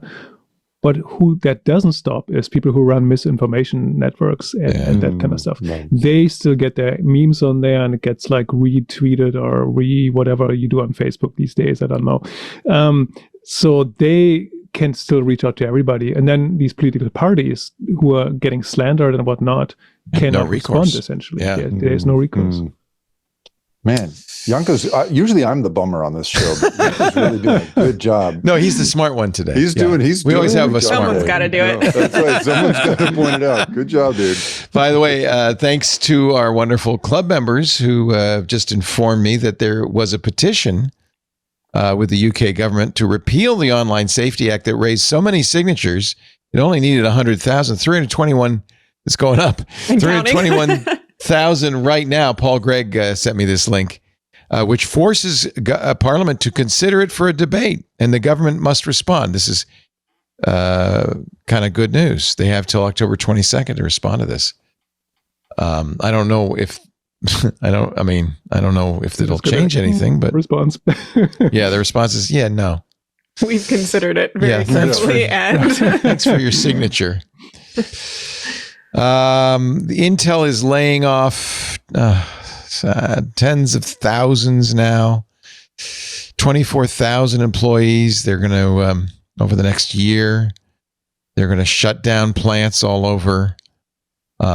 In fact, I saw one article that said Intel's last hope is that maybe they can make chips for Apple devices, which seems not too likely. It's kind of sad. Their new CEO, Lip Bhutan, said, we're not even one of the top 10 chip makers anymore. I mean, they were the ones, right? They were good. They were going to be. I interviewed Pat Kelsinger, the former CEO, when he was receiving CHIPS Act money, and I went to the new fab he was putting together in Phoenix, Arizona, and this whole thing that we were going to kind of, fight off Taiwan's, monopoly on this stuff, and man, it has not gone the right way. And I don't know enough I haven't been following Intel enough to understand whether this is truly like a strategic blunder. Is this a side effect of the fact that no company can make a plan right now under the Trump administration? I think it's the beginning of the end. And it's not just in the U.S. They're closing tens of billions of dollars worth of plants in Germany and Poland, mega fabs that would employ 3,000 workers. The company will no longer move forward with those projects. What's the reason that they really given a reason for the need to lay so many people off? Because supposedly is that the AI demand did not pan out for them. They didn't benefit from the AI boom in the way that somebody like NVIDIA has. And they shut down their automotive chip making business. Yeah, according to the CEO, they were too fractured across different business lines. They were sort of spread too thin across. This is too late to catch up with NVIDIA, is one thing that Bhutan has said. But I mean, how crazy that we're in this world where, like, if we're really good, AI chips and phone chips aside, like, it just deepens this dependence that we have on Taiwan, and it makes our geopolitical relationship with China that much scarier. It's really it doesn't make us more. It doesn't make our supply of chips more safe. I'll tell you that much. Yeah. And of course, TSMC is building a plant in Arizona to make chips for Apple devices. They hope at some point to make 30% of the 3 nanometer and even 2 nanometer chips in Arizona. The CEO of AMD, a competitor, admittedly, said there's no way they can do that without costing at least 5% and maybe more like 20% more. That makes a lot of sense. I mean, TSMC is based in China. It's a Taiwanese company, but it's a lot harder to get the staff. In fact, they've been flying people in from Taiwan to staff these facilities. What's crazy about TSMC too is they're the beneficiaries of like 30, 40 years of government investment and making an incredible industry there. As to Molly's point from an hour or so ago, when you pull investment on education and on truly trying to, declare like this all offense tariff mentality that we're in right now is not going to do what Taiwan managed to do for its own chip industry, which was just pour money into training people. Well, it wasn't just Taiwan. I mean, look at Apple too. That wonderful book, Apple in China, by Patrick McKee, talks about basically Apple, with the help of the mainland Chinese government, created that industry out of whole cloth, out of nothing. And Foxconn, Terry Gao at Foxconn, TSMC benefited also from huge investments from Apple. This takes a long time to make. Decades. But it turns out it takes very little time for one of these companies to be very badly damaged. So sad. Yeah. Spotify is public. This is appalling. This comes from 404 Media, which does a really great job with the investigative reporting. Emmanuel Myberg. Spotify is publishing AI-generated songs from dead artists without the permission of the artist. Blaze Foley, who passed away some years ago, 1989, he was murdered, released a new song 36 years later called Together on Spotify. The song, which features a male country singer, piano, and electric guitar, vaguely sounds like a Blaze Foley song. The Spotify page for the song also features an image of an AI-generated man who looks nothing like Foley singing into a microphone. The owner of the record label that distributes all of Foley's music and manages his legit Spotify page said that any Foley fan would instantly realize that despite its labeling, Together is not a Foley song. It's an AI schlockbot, she said. It has nothing to do with the Blaze. A schlockbot. I don't know if it's Spotify doing this. I think it's other companies doing it on Spotify. The company called Sound On is the music distributor. Oh, it's owned by TikTok. That mostly exists to allow people to upload music directly to TikTok and earn royalties. TikTok told me it has taken action. This is, again, from 404 Media. It told them it's taken action to remove the content and user who uploaded it as soon as it became aware of the issue. It's just beginning, though. It's just beginning. You know, there's going to be a lot more of this. This is one of those ones where do the four of us agree that it shouldn't be allowed that dead artists, like AI generated music by dead artists, are the four of us on the same page that that's not okay? Well, with the dead artist's permission. I mean, Dolly Parton says, I give the rights of all my music to the future so they can be remixed because I want my music to live on. That's her decision, and I think that's great. Right. But I think the artist has to decide that, right? And Molly, that's interesting. Satire, right? That's oh yeah.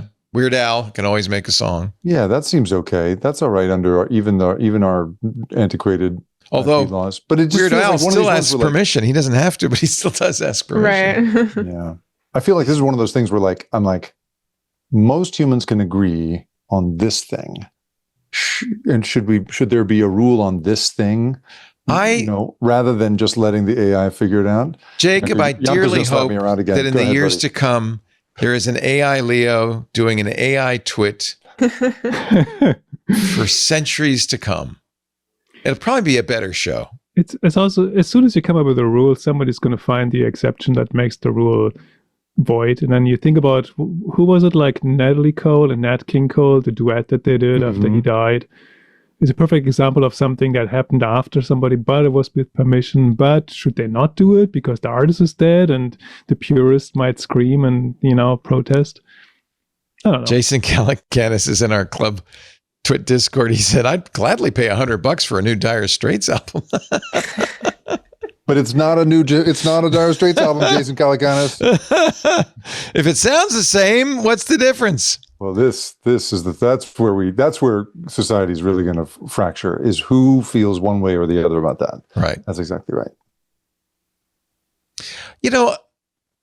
I have mixed feelings about it because all artists create on the shoulders of the people who went before them, right? Nothing's created. Even Blaze Foley didn't create in a vacuum. Right, but an artist. That's an artist making art on top of another thing, right? Even if we're just talking about IP law, right? We don't consider AI to be the originator of a work. It's not a creative. No, that's right. It's not a creator, and so that's right. All right, I'll take a little break. We are talking about deep, heavy stuff with the three smartest people in the world right now. Yanko Reckers, who writes lowpass.cc. That's the name of his newsletter. It's great. Always great to have Yanko on. Actually, all three of you. It's fun. This is great. Jacob Ward, who is the author of a great book, which you should all read, called The Loop, but you can also read his newsletter and listen to his podcast at theripcurrent.com. And do you feel, Jacob, is this as satisfying as working for the networks, the big boys? I like it a lot. I mean, I love the independence of this. I love being able to draw on experience and offer perspective. I love all that part of it. I don't like how hard it is to do big investigations. Yeah. That's the part. That's the part that I miss, is the horsepower of an institution for doing a big investigation. But it's nice to have that backup. Yeah. Yeah, but the rest of it is really nice. Yeah, it's good to be your own boss, to have control of what you do. And I guess maybe you just you pick smaller projects that you can bite off and chew. Yeah, we're not going to keep democracy going with small projects, though, Leo, unfortunately. As long as somebody's covering City Hall, I'm happy. Nobody's covering City Hall anymore either. That's the problem. Molly White is also here. She is a Wikipedia editor and deserves big medals for that, because that is such a huge contribution. You don't get paid for, you do because out of your own love for information and serving others in the internet. I really appreciate that. You can support her at mollywhite.net. Subscribe to her citation needed newsletter where you pay your own price. So give her as much money as you would give for a new Dire Straits album. Okay, Jason? I'm just saying. Okay. Our show today brought to you by US Cloud, the number one Microsoft Unified Support replacement. Now, you've probably heard me talk about US Cloud. We've been doing it for the last few months. They are the global leader in Microsoft support for enterprises. They now support 50 of the Fortune 500. There's a good reason. Switching to US Cloud saves them 30 to 50%, could save you 30 to 50% over Microsoft's unified and premier support.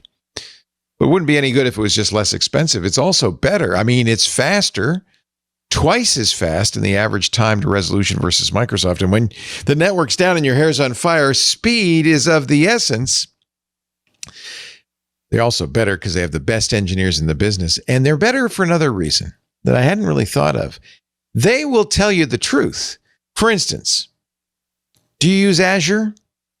You probably have, as most people who use Azure do. It gets a little out of control, and you have a little Azure spend creep, Azure sprawl. Everybody does. Can you expect Microsoft to knock on your door and say, hey, you don't really need all those VMs. We could really save you some. No, US Cloud will. In fact, they have a new offering called Azure Cost Optimization. So let's be honest. When was the last time you evaluated your Azure usage? If you haven't looked at it lately, be prepared for a little bit of a shock. That's the way it is. You spin these up, you forget to shut them down, you use more and more. The good news, saving on Azure is easier than ever with US Cloud. They offer an 8-week Azure engagement. It's powered by VBox. It identifies key opportunities to reduce costs across your entire Azure environment. And you'll get that expert guidance from US Cloud senior engineers. These are the best in the business and average over 16 years with Microsoft products. And at the end of the 8-week engagement, your interactive dashboard will identify rebuild and downscale opportunities, unused resources, letting you reallocate those precious IT dollars towards needed resources. And every IT department needs those dollars, right? Although, I got a suggestion for you. You could keep the savings going by investing those Azure savings into US Cloud's Microsoft support, like a few other US Cloud customers have done. Completely eliminate your unified spend, save 30 to 50%. The savings just keep on going. Ask Sam. He's the technical operations manager at Bede Gaming, Bede. He gave US Cloud 5 stars. His review, this is his review, quote, "We found some things that have been running for 3 years, which no one was checking." Sound familiar? That can happen. These VMs were, $10,000 a month. Not a massive chunk in the grand scheme of how much we spend on Azure, but once you get to $40,000 or $50,000 a month, It really started to add up. Yeah. It's simple. Stop overpaying for Azure. Identify and eliminate Azure creep and boost your performance all in 8 weeks with US Cloud. Visit uscloud.com and book a call today to find out how much your team can save. That's uscloud.com to book a call today and get faster Microsoft support for less. Thank you, US Cloud. DJI. I have a DJI drone right over there, the little one. I love it. It's fantastic. Apparently, you can't get them anymore. There's a U.S. ban because it's a Chinese drone manufacturer, and we don't want the Chinese spying on us, flying around overhead. So what did DJI do? Well, it's unclear, but according to The Verge, you can buy something, this is Sean Hollister writing, called the Sky Rover X1 on Amazon. He says it's a dead ringer for the DJI Mini 4 Pro. Down to the same specs, the same features, and an incredibly similar app to the one DJI provides for its drones. It also uses DJI's own online infrastructure. This comes from an X post by Kevin Finstare. He's a hacker who's been digging into DJI products in the past. He was even able to log in with his DJI username and password. You almost have to respect the game, you know? Like if That's someone's going to knock off your stuff, yeah. Why not knock off your own stuff? Yeah, it uses the same encryption keys. A drone reviewer, Air Photography, took flack in the comments of his Sky Rover X1 for not pointing out the similarities to DJI. Turned out he agreed not to mention any other drone brands in order to get the review unit. This is, by the way, why I do not do review units. Apparently, they've now adjusted their thinking, and their latest Air Photography reviews call it suspiciously similar. It does. It looks like a yellow version of the Mini. Look at that. So, shenanigans? I think one of the reasons I wouldn't want to tell people about this is because I think that the ban on DJI is BS. American-made drones aren't anywhere near as good, in my experience. And I don't think the Chinese are spying on our rooftops using DJI.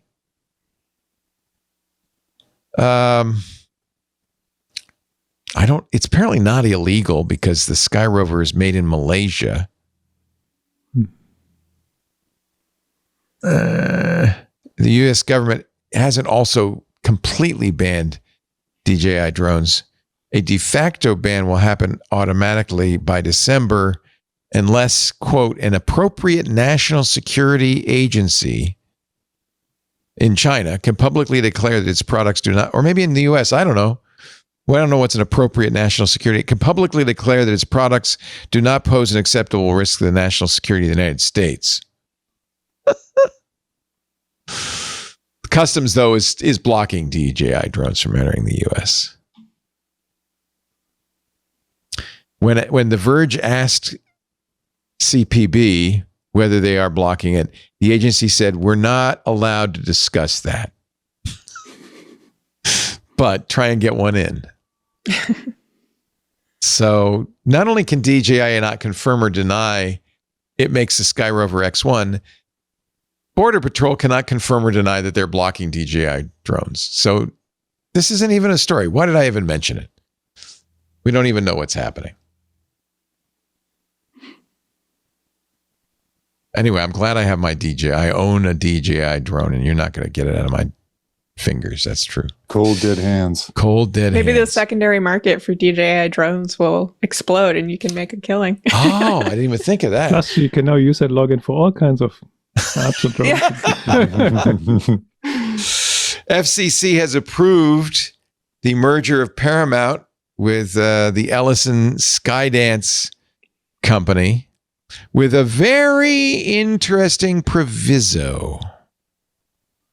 Brendan Carr said in a statement, FCC chairman, We welcome, the FCC was the agency that had to give it their approval. We welcome Skydance's commitment to make significant changes at the once storied CBS broadcast network.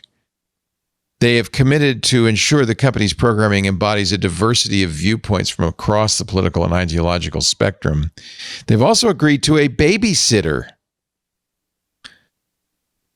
Also a $16 million payoff. And the payoff, and we're going to fire, what's his name, and a few other things. I don't even understand how Brendan Carr, the chairman of the FCC, can in his own mind rationalize or reconcile this notion of having the government have a babysitter inside CBS to make sure they don't say anything bad about President Trump with what we call in this country the First Amendment to the Constitution. But it did, and it does. And what are these guys thinking? We're in an ideological vortex right now. It's bizarre. Right?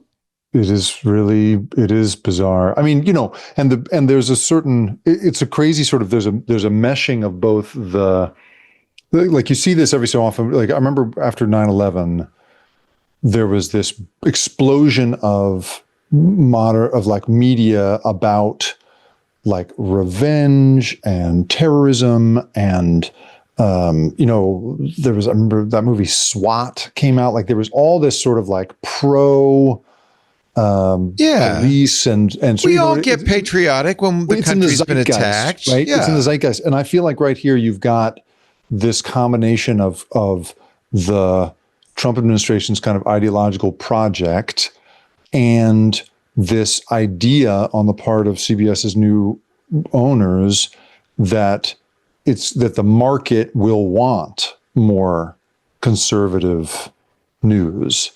And I mean, the market has voted. I mean, they love Fox News. Right. If Fox News is any indication, then that is absolutely the case. Right. And so they're courting, the rumors are they're courting Barry Weiss, the sort of center-right conservative who has this thing, the free press, and she might be a big fixture in CBS. There's all this stuff that's sort of like, it's this mishmash for me of like kind of the ideological scramblings that the Trump administration is trying to set off, and then this weird idea that somehow this is going to be a better way of making money as a corporation. These two things are coming together in this really stinky way right now that bothers me a lot. One of the things, Carr said, one of the things they're going to have to do is put an ombudsman in place for 2 years. So basically a bias monitor that will report directly to the president. It's such a wild situation where like words are just being used in the complete opposite of their actual meaning. Like free speech is being used by the Trump administration in the complete opposite sense. Diversity of viewpoints, complete opposite sense. They're talking about the FCC fairness doctrine, complete opposite sense. Yeah. It's like the unfairness doctrine. Yeah, it's crazy. We are in the upside down. The good news is that only old people are watching CBS, so that problem is all going to solve itself eventually. But I'm an old person. I resent that. It used to be, we used to call it the Tiffany Network. It was Edward R. Murrow, and it was like, you remember this, Jacob. I mean, it was revered, and 60 Minutes was the #1 news show for decades. And in the industry, it's still considered one of the great. I mean, I said earlier before the commercial break that I miss the institutional horsepower that makes good journalism possible. And CBS, for all of its trouble, 60 Minutes has been the gold standard of that. They go hard at a story, and they do a really good job when they do. And I think it's no coincidence, right, that this is the channel that's going to get hit with this ombudsman. I mean, it's real. It's really scary stuff. And so to see the as Molly says, the kind of the language being twisted back on itself in this crazy way is, it's a creepy moment for that stuff. And I think that Yanko, I take your point about it's mostly watched by old people, and everybody likes to say, well, it's in linear's in decline anyway, so it doesn't matter. But that's one of the few gathering places that people once upon a time had for gathering up a shared sense of reality. And it was Walter Cronkite on the CBS Nightly News who basically ended the Vietnam War. Because LBJ said, if I've lost Walter Cronkite, I've lost the nation. That's right. That was the first time they really proved that the United States government was lying to its citizens about what was going on, and that was a huge turning point, a huge journalistic, a real piece of civic journalism. Do we have anybody nowadays who has that kind of credibility that he could change things in that dramatic of a way? I don't think so. I mean, now we're in this environment, this atmosphere where everybody gets to choose their own version of reality based on who feels what way. And AI is going to make that worse. So I think the bubble problem that we're about to have is going to get worse and worse and worse. And it's especially going to be made worse if you've got, although maybe, I don't know, Yanko, if you can think of a alternative to this that I haven't thought of, I'd be really grateful. But I feel like it's going to get worse and worse. And that this move by the Trump administration is going to exacerbate that. But I don't know, maybe if the government gets involved, they'll screw it up in some way. And my daughter, who's young-ish, younger than me, she's 32, says the pendulum's going to swing the other way. That when you push this hard in one direction, at some point, Americans are going to say, no, we think the First Amendment's actually not a bad idea. We'd like to defend that a little bit. Hey, speaking of the media scrutiny, the CEO and the HR representative of Astronomer have now been fired after their surprise appearance on the Kiss Cam at the Coldplay concert. And I really like Astronomer's PR reaction to this. First of all, nobody had ever heard of Astronomer before then, because they're the leading unified data ops platform for Apache Airflow, which even I have no idea what that means. But they played on that a little bit. This is the video they posted on X. Thank you for your interest in Astronomer. Thank you for your interest in Astronomer. Hi, I'm Gwyneth Paltrow. I've been hired on a very temporary basis to speak on behalf of the 300 plus employees at Astronomer. Astronomer has gotten a lot of questions over the last few days, and they wanted me to answer the most common ones. Yes. Oh my God, what the actual the best F? Place to run Apache Airflow, unifying the experience of running data, By the way, ML, and AI pipelines. She's Chris Martin's ex-wife. We've been thrilled so many people have a newfound interest in data workflow automation. As for the other questions we've received, how is your social media team holding? There is still room available at our Beyond Analytics event in September. We will now be returning to what we do best, delivering game-changing results for our customers. Thank you for your interest in Astronomer. Isn't that that is the best PR spin ever. That is well played. I have to give well it to played. them. Especially hiring Coldplay lead man Chris Martin's ex to be the spokesperson. Did you all see the Colbert sketch where he had Weird Al Yankovic playing a Coldplay song and all these couples popped up in the audience and it brought everything together? It was like the Coldplay Astronomer thing, Colbert getting canceled. It's amazing. It all goes together. It all fits in. It's just an interesting timeline we're in, isn't it? Let's take one more last break before we get some of the wrap-up news, and unfortunately, a couple of obituaries. I always put those at the end of the show. I don't want to bring people down, but we're gonna do it. Molly White is here. Great to have Molly. She's not dead. No, it's not your obituary. Somebody else's. Somebody much older than you, Molly White. Although you were saying that there was a little fracas in the editorial division of Wikipedia over the front page. There often is. Too many people have died lately. Is that the problem?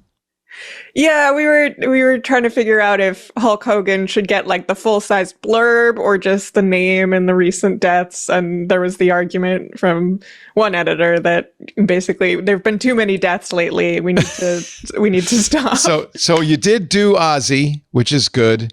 And then you put Hulk down with the others in For the now, I don't think the recent- discussion has closed, so he may yet get a blurb. But If I hover over Hulk's name, we at least get a nice picture of the Hulk. Yeah.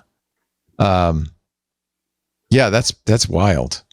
You know what? Now, can you, if you go to, like, is there a discussion page for the front page? Mm-hmm. So if you go to the discussion page, can you see all of this back and forthing? Yeah, if you click on where it says nominate an article in that little blurb area, just under where Ozzy is, you'll see all the discussions for everything that's in the, there you go. And you'll see Hulk Hogan's in there. This is the best part of Wikipedia, is it's all done in public. I mean, there's so many best parts. There's so many best parts, but I just love the way that you guys do this. How long have you been an editor at Wikipedia? Oh my gosh. Since you were in high school, right? Maybe. It's been a really long time. Yeah. What was the first thing? Why did you start? I realized that I could. There was a button that said edit, and I was like, I can click that. Awesome. Well, I'm proud to say, as tempting as it has been, I have never hit the edit button on my own article. So there. Oh, yeah. Well, that's good. You're not supposed to do that, I know. Although it's amazing how many people do. Yes. Anyway, Molly, thank you for that. And of course, thank you for your newsletter, Citation Needed. And for Web3 is going great, which is another great website Molly created. It's also wonderful to have Jacob Ward here. Repeat visitor. Got to have you back more. I love your stuff. JacobWard.com, theripcurrent.com is his podcast and newsletter. You must subscribe to that. You've got 3 to subscribe to now. And a few books you keep bringing up books to buy. I want to find that 1970 Economists book. Wow. And also with us, Janko Reckers from lowpass.cc. First started reading your byline in GigaOM. That's how long it's been. Back in the day. Yeah. Great to have all 3 of you. Our show today brought to you by Starlight VMs. We've talked before about Spaceship, which is a great place to get your domains at below market prices. One of the things Spaceship's been doing, though, is adding services and features. They've got a great enterprise-grade mail server. I mentioned before Thunderbolt, their messaging platform, where your domain name is your user handle. But I neglected to mention their incredible virtual machines, Starlight VMs. That's Spaceship's virtual private server hosting built for performance. And by the way, you'll love the price.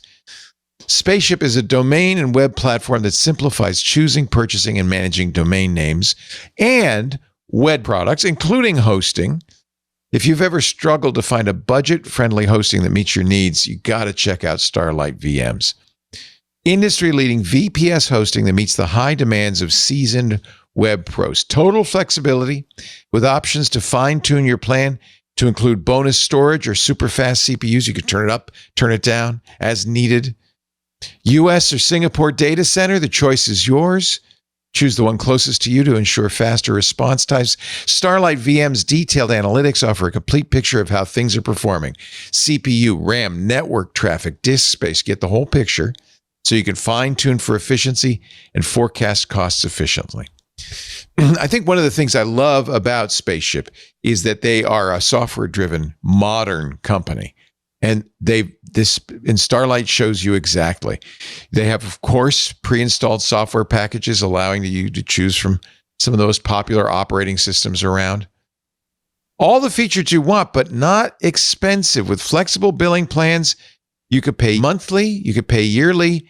You can even try pay-as-you-go for an hourly rate where you pay for resources only after you use them, which for me is great because I often want to spin up a VPS just to try something or use some code and then shut it down. Perfect.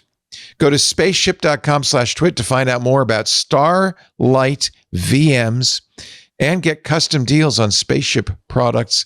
That's spaceship.com/twit. Check it out. It's all there on the front page. Spaceship.com/twit. We thank them so much for their support. We also thank you, our Club Twit members, for your support. Your $10 a month makes it possible not only to do this show, but all the special programming we did on Thursday. Richard Campbell built his computer. How long? He was here like 3.5, 4 hours. It was a big build, and you got to see it from beginning to end. Coming up, we've got our book club with Stacey Higginbotham. This is How You Win the Time War. Great book. Highly recommend it. You still have time to read it. It's fairly short.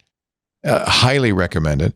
We also have Chris Marquardt's photo show coming up. Every month we do that. The AI user group, the first Friday of every month. That's this Friday. It's coming up.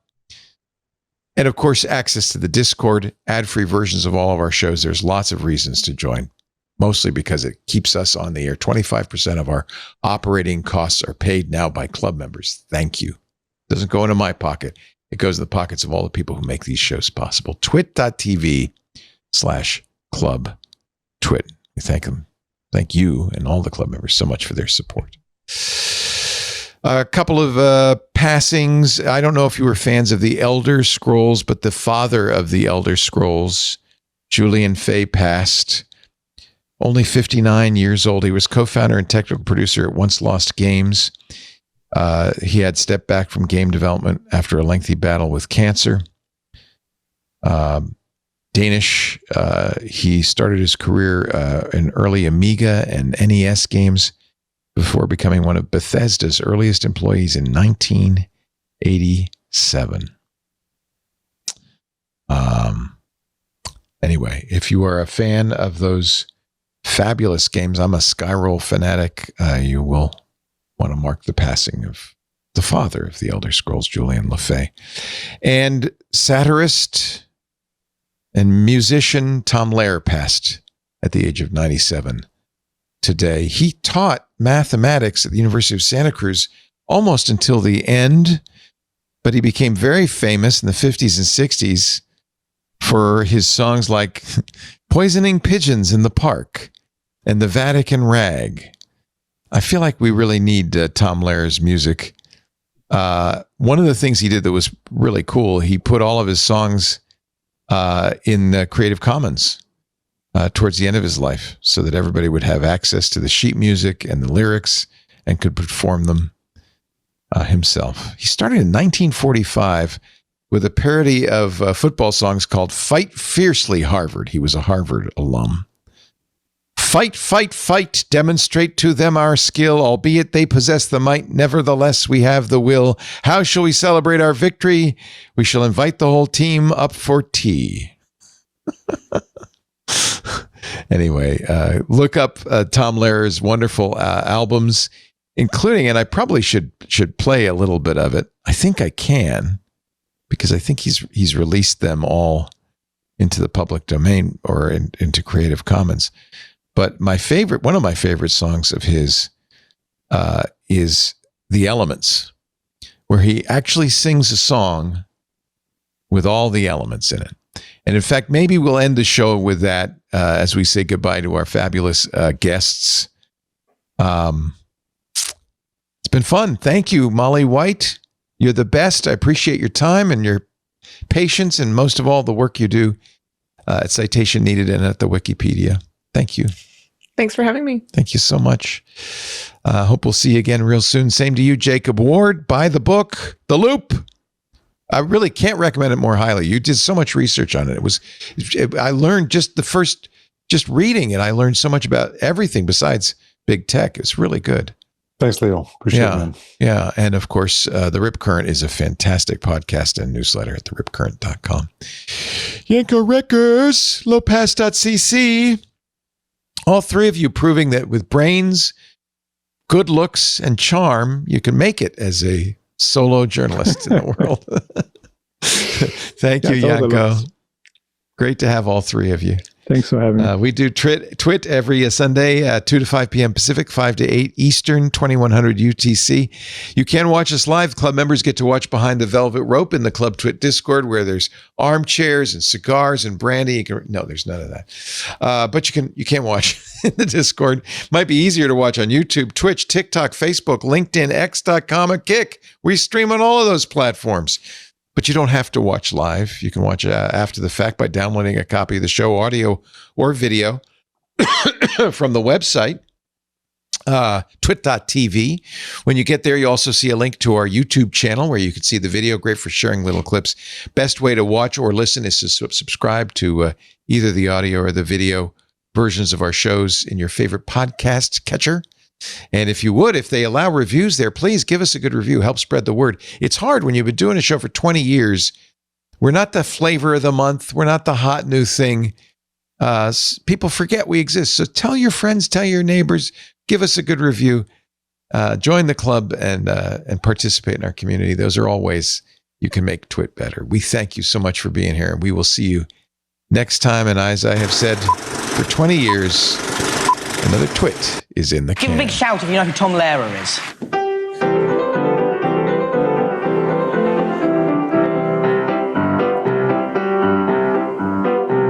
There's antimony, arsenic, aluminum, selenium, and hydrogen, and oxygen, and nitrogen, and rhenium, and nickel, neodymium, neptunium, germanium, and iron, americium, ruthenium, uranium, europium, zirconium, lutetium, vanadium, and lanthanum, and osmium, and astatine, and radium, and golden protactinium, and indium, and gallium, and iodine, and thorium, and thulium, and thallium. There's yttrium, ytterbium, actinium, rubidium, and boron, gadolinium, niobium, iridium, and strontium, and silicon, and silver, and samarium, and bismuth, bromine, lithium, beryllium, and barium. Isn't that interesting? I knew you would. I hope you're all taking notes because there's going to be a short quiz next period. There's holmium and helium and hafnium and erbium and phosphorus and francium and fluorine and terbium and manganese and mercury and molybdenum and magnesium, dysprosium and scandium and cerium and cesium and lead, praseodymium and platinum, plutonium, palladium, promethium, potassium, polonium, and tantalum, technetium, titanium, tellurium, and cadmium and calcium and chromium and curium. There's sulfur, californium, and fermium, berkelium, and also mendelevium, einsteinium, nobelium, and argon, krypton, neon, radon, xenon, zinc, and rhodium, and chlorine, carbon, cobalt, copper, tungsten, tin, and sodium. These are the only ones of which the news has come to Harvard. And there may be many others, but they haven't been discovered. Love it. Love it. 97. This is amazing.